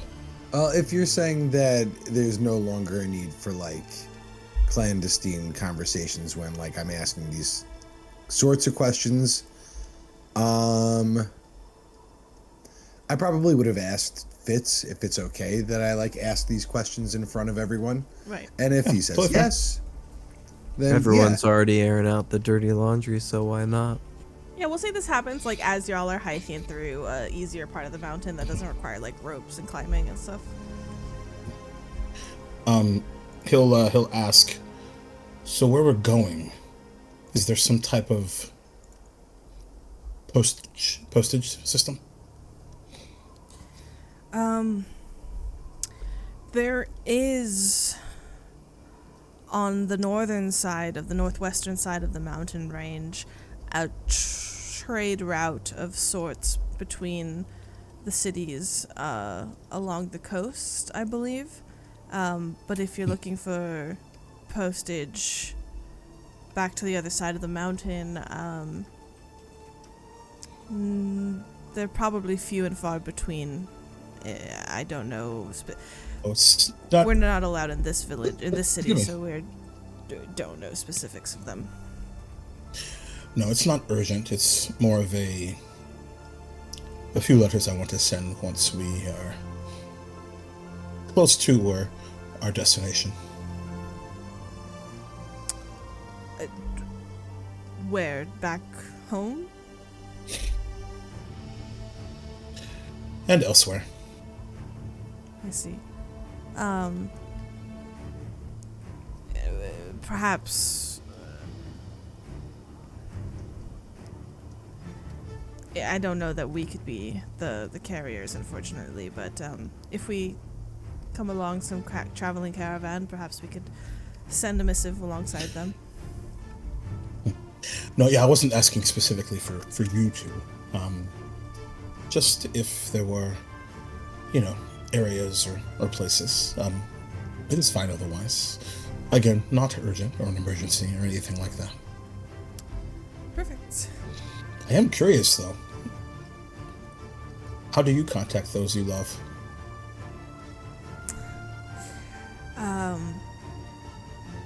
Or at least care for, in some capacity. When I return home, I give my family updates and such, but we do have some forms of long-range communication with the dragon, if that need arrive. I see. The dragon again. Yeah, that guy. How'd you link up with him? The village I'm from is at the foothills of his... Let's say my village is linked up with him, and I grew up linked to him. That's convenient. And again, I'm pretty sure we've covered this. This is not a metaphor. Like, you're talking about a big... Kind of like the dinosaur, but with wings and breathes fire, right? I don't... There doesn't need to... It doesn't need to be vague at all. Not the fire, no. But yes, otherwise big, wyvern-like body, wings, head. What does it breathe? Yeah, I was just gonna ask.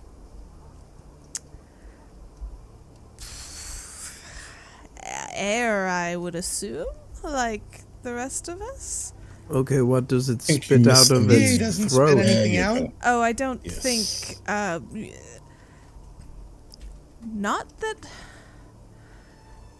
I've. I suppose that if you don't know, that's probably a good thing, because you might not be here to... for us The to dragon ask. is So this- always benevolent? So if it doesn't breathe anything special or specific, how do you differentiate it from just like a regular big old lizard? Probably the colors of the scales. Perhaps we can discuss more after your mission. If you wish to meet him, perhaps you can even make the trip. I think we should. We should know as much as possible about what we're getting into. What we signed up for. And you would think, Gerran, just personally, completely personally, if these people hoard tech, the way, you know, keeping it away from other people, the head of this organization, if it's the dragon, that's a great place to get more info on more tech. It's when they brought up the dragon initially, it's the first fucking thing he thought of. Great. Okay. So you continue your travels. Dire wolves, mountain goats, wyverns. Oh my. As you've reached the top. Damn it. I should have seen that coming. Sorry. No, great. Climbing, all of these things. At one point, as you reach nearer to the top, and it has gotten cold now. I don't know that you all kind of really packed for this type of weather. So you make do with, you know, the extra layers that they can throw your way, the blankets, etc. Maybe perhaps with the dire wolves you were able to, you know, use the parts as needed and kind of keep yourselves warm and such. You continue on your way. On our way. It's the night after the ordeal of the avalanche that sort of set you back a little bit, and it was Derek's fault, for the record. He did shoot off the louder gun while you were near the top, showing it off to... That's why you guys got a Fucking 5. knew it. That was the 5 right there, Lenora. It was that you asked him a question about how a certain gun works, and he shot it to show you, and it totally triggered an avalanche. Incredible. Yeah. And it was just... And then he blamed it on you for sure. Yeah, he totally blamed it on you. Oh, what a douchebag. You should have asked me that question. Son of a bitch. Always men. Gaslighting bastard. But it's cold. It's cold. And you continue to interact. You learn a little bit about Glasha and Urag. I'll give you kind of some of this when you reach the later part of your journey, I'll share some of the tidbits you learn of the different people that you're traveling with so far. Sure. Especially since it's good. At this point, we're at like a week or two? Yeah, it's been about a week worth of travel. And in Yeah. fact, you've sort of, it's not straightforward of like a summit. These are like, multiple dips and valleys of mountain. It's a mountain range. But it feels just from where you've been, the cold cutting winds and the views that you see from the tops of this mountain, you feel about halfway, kind of aligns with everything that they've been sharing about the journey as well. You're about halfway. Which, for those like Gerran who are great at survival and like actually like trekking and stuff, you're probably making like, with all this technology and help, you're probably making like double time. Yeah. Nice. It's quite impressive. Yeah. I mean, Yeah, he's absolutely like focusing on like that aspect of things for sure, especially after the duel and stuff like that. you even, all of you have like ziplined for the first time because you went across from like one end of a mountain range to the other instead of having to go down into the valley and back up. Like all sorts of really kind of wild things that really save you some time. But it's here on the night about halfway through your journey, near the peak of one of these ranges, you find yourselves nestled into what little, the wind is everywhere, and the chill is hard to, even with the layers of additional fur and such that you've built, it's just hard to get out of. Snow's in my fur. Snow is in your fur. They do their best to sort of block the wind. You have your backs against one of the mountain faces, and the way they built the camp is, to the best. You are all have been given like to huddle and share one sort of like metallic looking sheet that has kept you like warm, things like that. Will Nora just be me throw- continuously casting ignition, or would she run out of? No, I Yeah. mean, yeah, like you're able to do your best to warm yourself. Yeah. And without the technology, you would be in like some Pathfinder rules that are rolling against the weather. Correct. But with the technology and the extra warm blankets and stuff, you are protected right now. Yeah. Cool. But it's nighttime and you all settle down to sleep. And unfortunately, Lenora, in your sleep, you can't cast ignition, and so usually it's a little hard. But the Quick question before you go on really Yeah. fast. Sorry. How are we doing physically?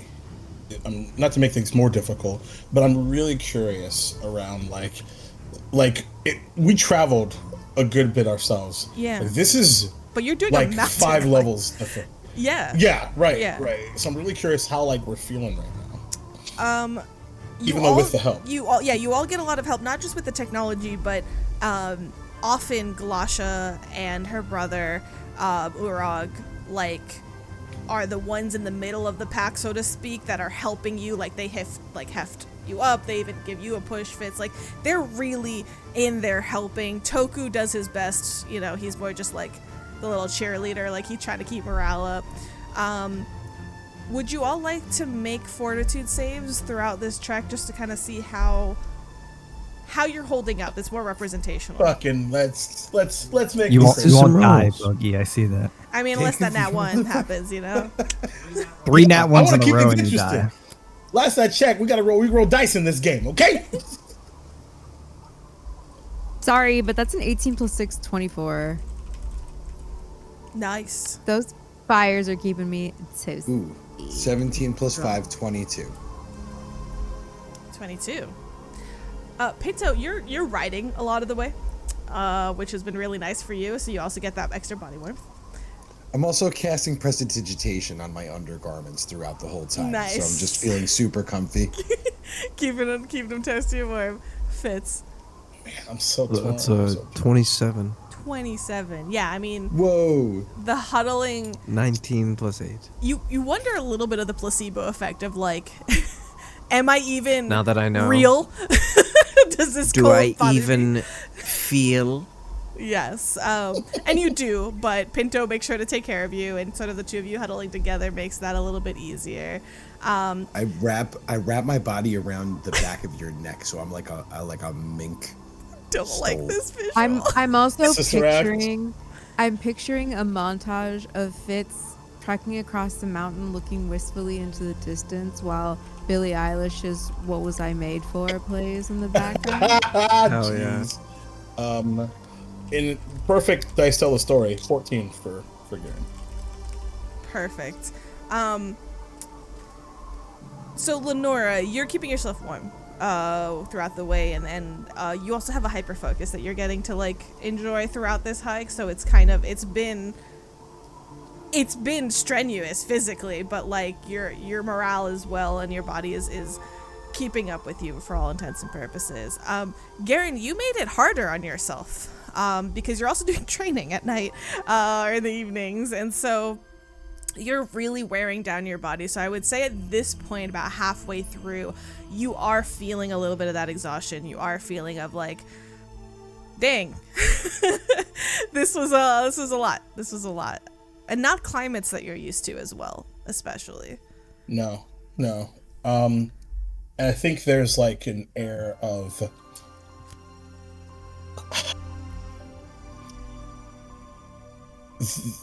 initially, like, I can't believe that I'm struggling, but again, like, this is how I learn. Yeah, I think it's a combination of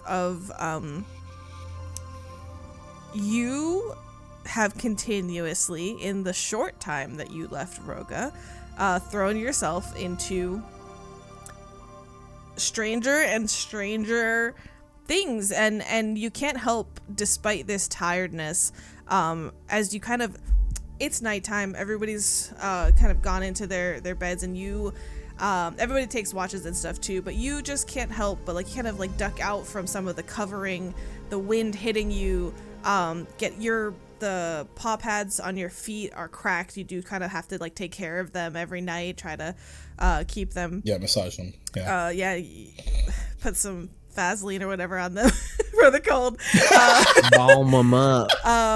and so you just It's just the fat from the dire wolves. yeah. And you standing out there kind of like looking out. You're on the top of the mountains. You're one of the highest points you've been this entire trip. And you look around you and you see just snow and mountains and winds, and far off in the distance, small, animal shapes of different things moving, and just, you are so far from the comfort of what you were used to. It puts into context the comfort that you had in Roga, one that you were not familiar with, being so often on the move. So comfortable, he was uncomfortable. Yeah. And this discomfort is comfortable in its own way. Exactly right. You just know me. I love you. It's literally what I was thinking. Let's fucking go. Maybe you GM'd for me or something. I don't know. Maybe. And as you duck back You're into the badass. tent, or into the little makeshift huddle that you have against the wind here, and you nestle in, you just look over at a sleeping Lenora. And as the camera moves over to a sleeping Lenora, the warmth from the layers that you huddle in slowly spreads throughout your limbs. The touch of cold, Lenora, that you haven't been able to get out of your fingertips finally fades. For the first time in your travels this far across the mountain, you actually feel warm. Warm and humid. And you feel the humidity start to cling to your curls, to the nape of your neck and your forehead. In fact, this makes no sense. Someone make a pee-pee on me? You open your eyes. You're no longer laying on the cold, hard ground of the mountain, but rather on marbled tile that's like slick with humidity. The air is heavy and full of mist and fog that makes it hard to see more than a foot in front of you. But you're laying on this cold tile, or this warm tile floor. You see these tiles have like intricate patterns on them and colors. Is there a pattern in them that I recognize in any way? They seem artistic and floral and a mix of just sort of brightly painted tiles. Do I detect any magic?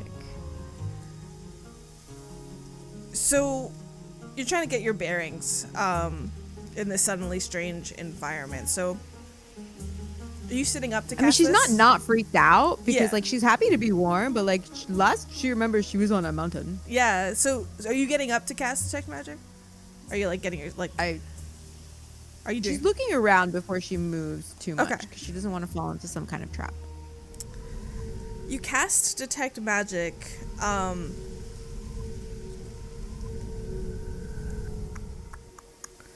You cast Arcana. You cast or Divine. Make me an Arcana check with detect magic. Make me an Arcana check. Where would I see? Hold on. Okay, I have a +6 in Arcana, so that's fine. Oh, hold please. That was a 15. Okay. Everything pings. It's weird. Like, it's like you're in magic right now. You are. It's not you. You're not able to cast it on your surroundings. You're not really able to like it's just very. You're not sure what's going on. In fact, it's really hard to read all this like magic that is around you. So as you get your bearings, first in front of you, as you kind of like maybe just like lift your head up and get on your elbows or something like that. In front of you is what looks to be like a shallow pool, lowered into the ground by a couple steps. Around you, arched pillars that seem to be decorated with colorful mosaic tiles. Hanging from assorted archways are layers of semi-opaque cloths that drape and sway gently. And around the center pool, at the edges of the room, seem to be these raised wooden like platforms that are layered with carpets and pillows. For above table, think like a Turkish bathhouse. Am I wearing the same thing that I was wearing? Yep. Where I was? Yep. Okay. It is a little hot. All of a sudden, just for the record. Yeah. Yeah. She dips a little pinky in the pool just to see what we're dealing with. The water is, I mean, yeah, you probably would have taken like your boots off and to sleep in like the thing, so you dip a toe. No, like a hand finger. Oh, like a little, okay. A hand finger. What hand the hell is finger. going on? The water is A warm, pinky finger. hot even, like a sauna, like truly like hot water, and it is. You can't help but think like this would be the most delicious thing to sink into right now, like after being in the middle of like the mountains. But as you dip that finger in and the water just slowly ripples out from that disturbance, you hear a voice drawl out.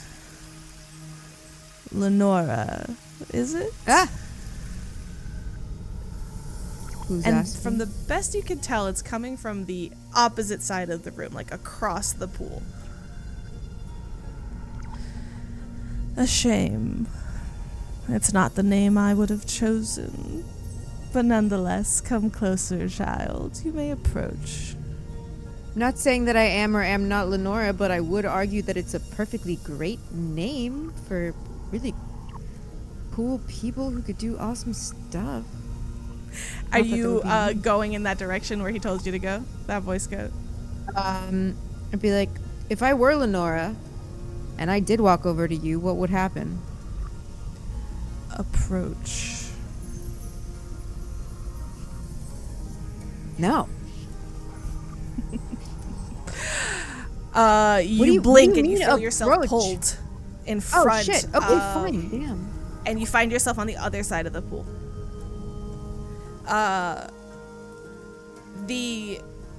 This raised platform seems to be surrounded by layers of draped cloth.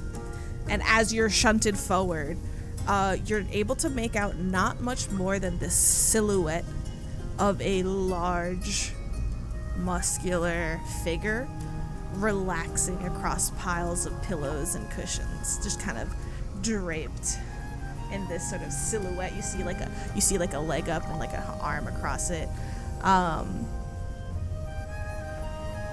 Tell me why you are crossing the mountains.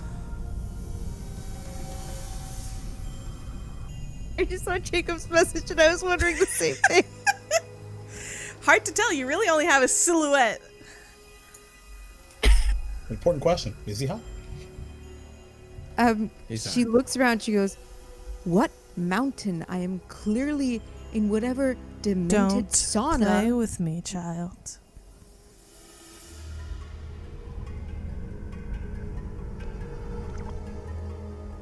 Who are you? This is a warning. Turn back now. You are not ready. You don't know what you're getting yourself into. You're walking into a chess game, Lenora, and you don't know the rules. What the fuck is a chess? A red hand shoots out from between the cloth and grips your chin. It's massive. The size nearly engulfs your face, and a low chuckle emerges closer to you now. The silhouette is still obscured, but you see clearly now that this head is closer through the cloth. Emerging from this creature's head is two large curling horns. And as this hand grips your chin, you hear, "You have my eyes." And he lets go of your face with a small shove, and you find yourself falling backwards, only to gasp awake at the shock of cold mountain air.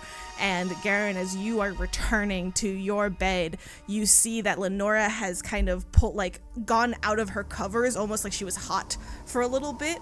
And then as you're just settling in, you're pulling those blankets back up, and Lenora just wakes up with a gasp. Are you okay? No. I think I met my dad. And he might be really hot.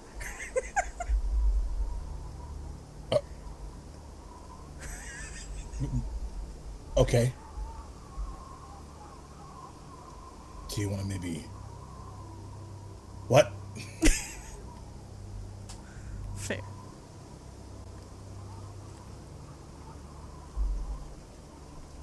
Do you want to take a walk? I don't know why you're sweating considering where we are. I think we need to turn back. Oh, considering we're, I think, over halfway, it's a bit of a strange ask. Yeah. Why? Look, listen, I can't explain it. I woke up in a sauna and I met my dad and he told me something about a chess. I'm not sure what that is. You know what the game of chess is. I really was gonna say CHEST. I'm gonna let it go. No, okay. Yeah, right. Look, I'm gonna be honest. I don't know if he's a good guy. He is hot. I don't know if he's a good guy or if he's a bad guy. He's probably a bad guy, honestly. But he seemed concerned. If anything, this dad of yours has an ulterior motive, whether that's good for you or bad for you. One way to I mean, find out. he didn't seem to want me dead. So Not yet. Well, listen. I think we have to turn back. With all due respect, Lenora. Well, I'm sorry, guys. We're talking loud enough. Yeah, you guys can wake You know, up. maybe try whispering once in a while, Lenora. No, I wasn't trying to hide anything, Pinto. We can't. I did say that we could have taken a walk. We can't just lead these people back to Roga? No, How do you I think even it's suggest worse we than get back? So first of all, we signed a contract. I'm so sorry. I'm so sorry that you guys didn't have a big, sexy, hot red devil in your dream that is your father, and you woke up from off of an icy, snowy mountain where you couldn't even feel your fucking fingers, and you woke up in a goddamn sauna in a bath full of gauzy fabrics and your hair out to fucking here, and we're given a warning, a fucking omen. Sorry that didn't happen to you guys, but I need you to trust me that it was pretty fucking serious, trust. and we should probably listen to the big devil man. Toku. We haven't even got there yet. I'm sorry. I shot my dad for the first time. Everybody's Can we awake expect it? at this point, and Toku, well, first, Toku everyone. kind of like sits up and he's just like, Lenora, who's your dad? Fuck if I know, but he's really hot, I guess. Hold on. All right. I don't want to make that Wait a weird. second. I'm more impressed that that's what I came from. Let's be serious. Let's take a moment. I'm glad that my genetics seem to be so potent. Am I terrified of my lineage? Absolutely, 100%. I'm probably saying too much at this point, but I don't know when I started and I don't know when to stop. This is the point most I you've got shared. transported. That's fine. I don't know what's happening anymore, but I know in my bones that we can't do this, and I might throw up. You So sorry. recognize And she turned spiraling. You recognize this Yeah. very similar behavior to something you just Fitz will kind of just like roll over and just be like, she's complaining about a bad dream, but I literally found out I'm made out of bugs. And then it'll like turn over and go back to fucking Guys, we are falling apart. What is going on? Wait a second. Let's just take a breath, because I think we're not. Lenora, I appreciate what you saw in what I assume, considering where we are, was a dream. Whether it's true or not is not saying that you're not telling the truth. Whether this person is your dad, whether it's the right idea to turn back or not. I also think we need to consider the ramifications of making that decision, i.e. the contracts and the things and the people that are around us right now, and the fact that we're already at the halfway point. Okay. Did perhaps your father tell you why you should turn back?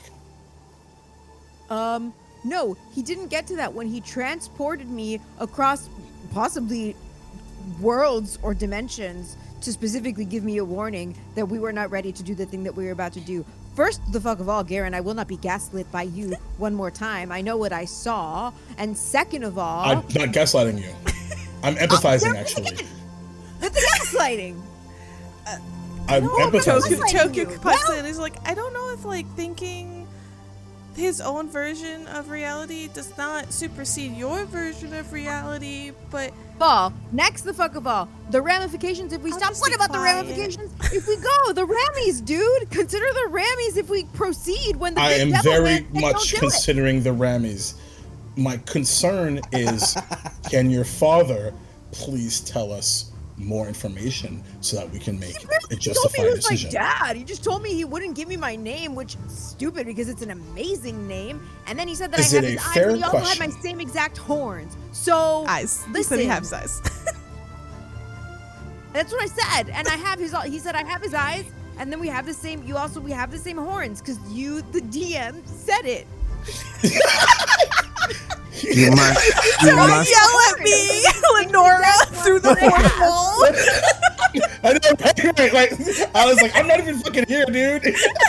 I'm just playing your dad. just It's here to help. in the Fitz will roll back over and say, yes, we must consider Rammies from Hot Daddy, and fall back asleep.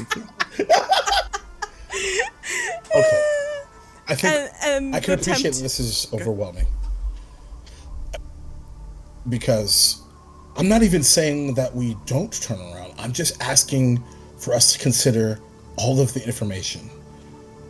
Is got it it. possible? The information is don't go. We were told. We were warned. We were told.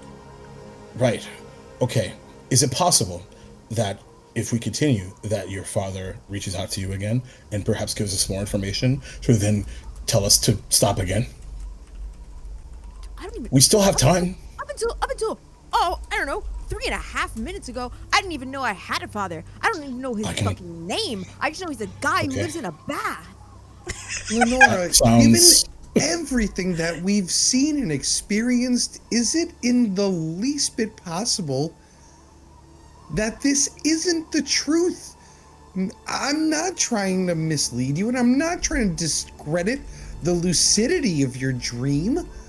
But hell, before I woke up, I was being chased through the jungle by a giant roaring can of peaches. Okay? Like... He just... I'm sorry, Pinto. I think everybody just turns to look. Peaches? Is your father an evil can of peaches? No. My father is a devil.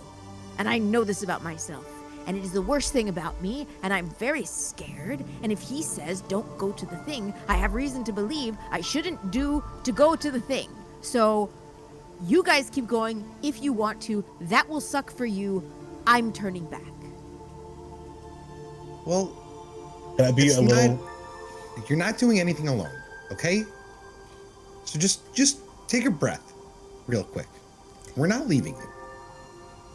Okay? Jacob, did you have an above table question?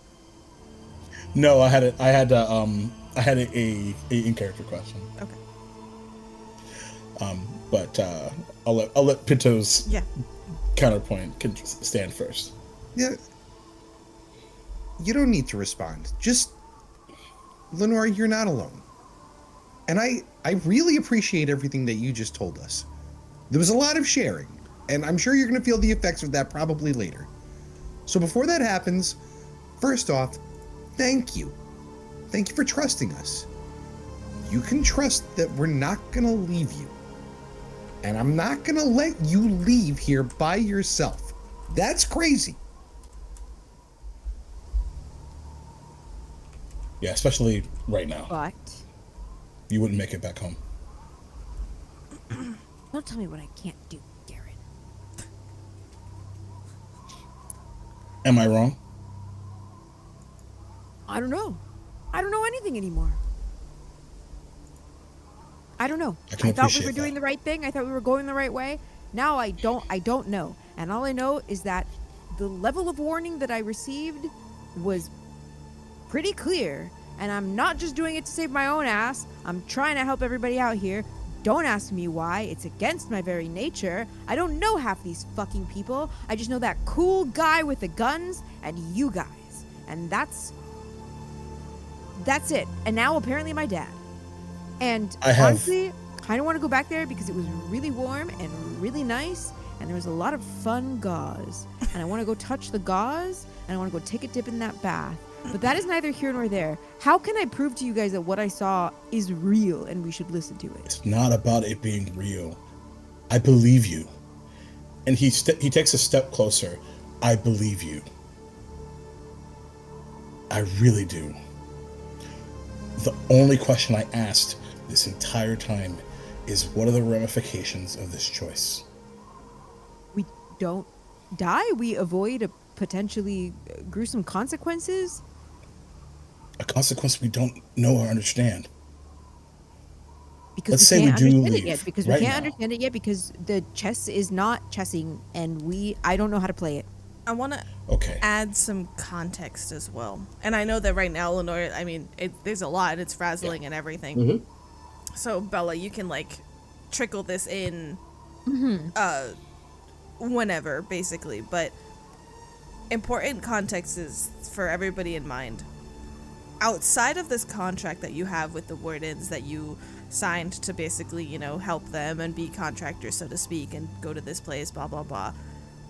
The original concern was that there was some form of contaminant in the water that caused the T-Rex to, for all you've been able to put together and from the conversations with the Wardens, act more aggressively, kind of get enraged.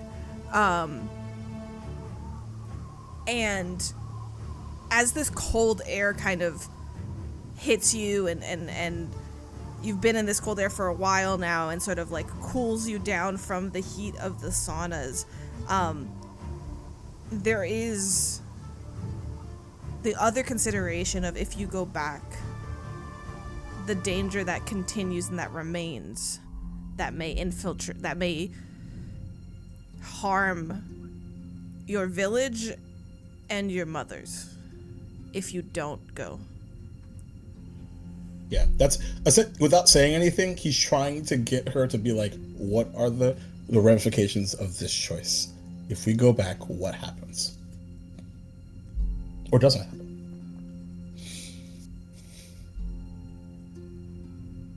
Maybe we don't go all the way back to Roga yet, but we need to get off of this mountain. Well, by my calculations, we're almost there. We just gotta keep going forward. Lenora, let's just stay together, okay? Lenora, let me ask you a question.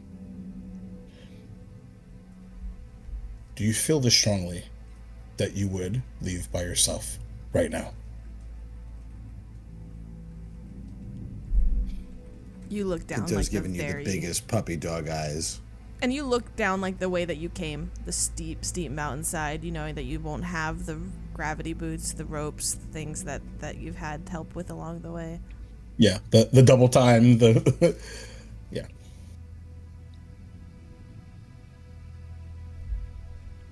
I can't make it back alone. But I can't let you guys cross to the other side of the mountain.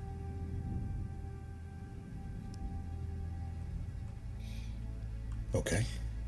Is there another way to get to the other side that doesn't perhaps mean traversing the mountain path?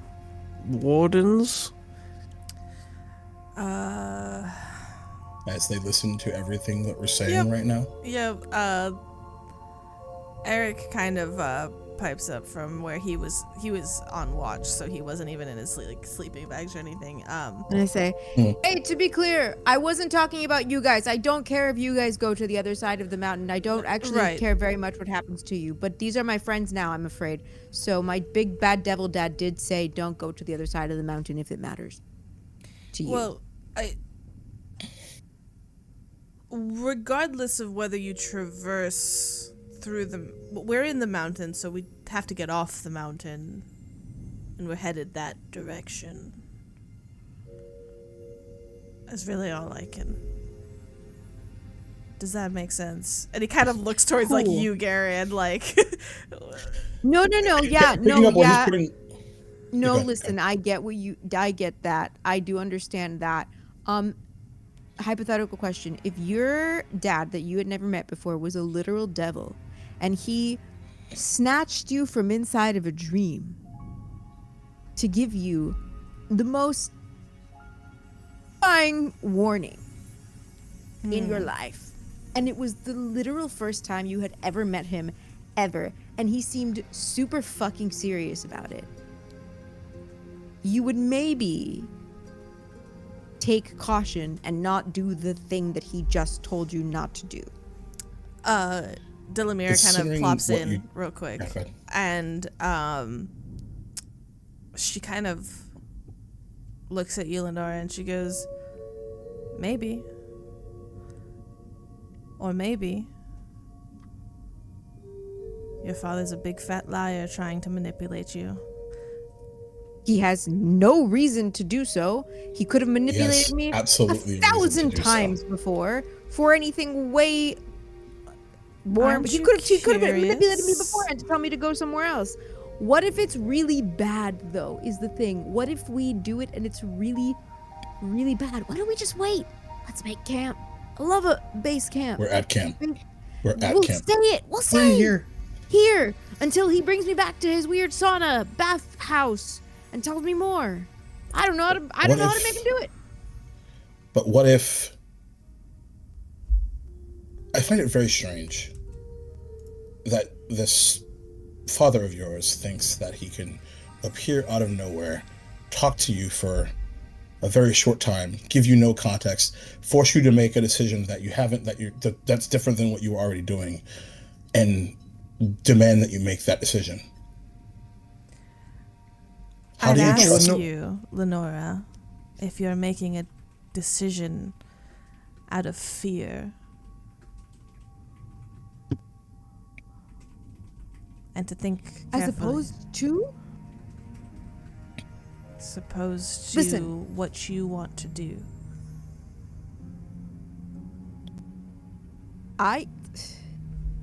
Yeah. To be fair, in her defense, there's a few things and decisions that we made lately that wasn't exactly what we wanted to do. Also, like, I have a child to think of. Fitzroy has potentially billions of children of his to think of. Billions. He just clears his throat like over everything that you just said. Hundreds of billions. Unfathomable. Maybe we should just sleep on it.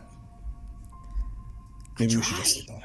I got snatched into Dad Room. Maybe you'll get snatched into Dad Room and get some more information. Just don't make any decisions today. Just I don't know, maybe I'll have another wild hallucination of my sweaty big old dad.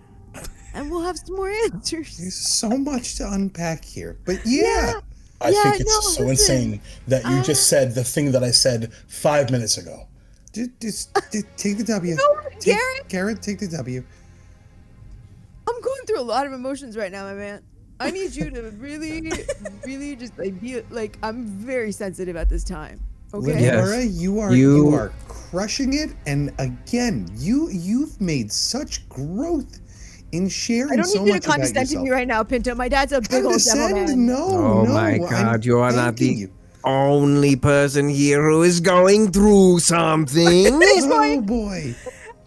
Bugs. That is cool.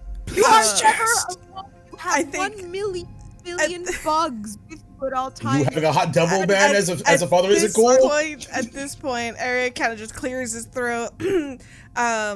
Toku is going to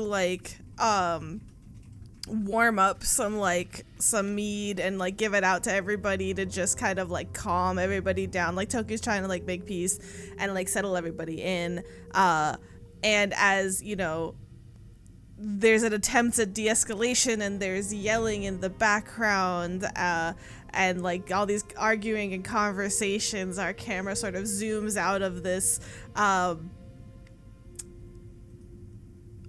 turmoiled whirlwind of a middle of the night camp, and that's where we're gonna end our episode tonight. Right in the middle of this. You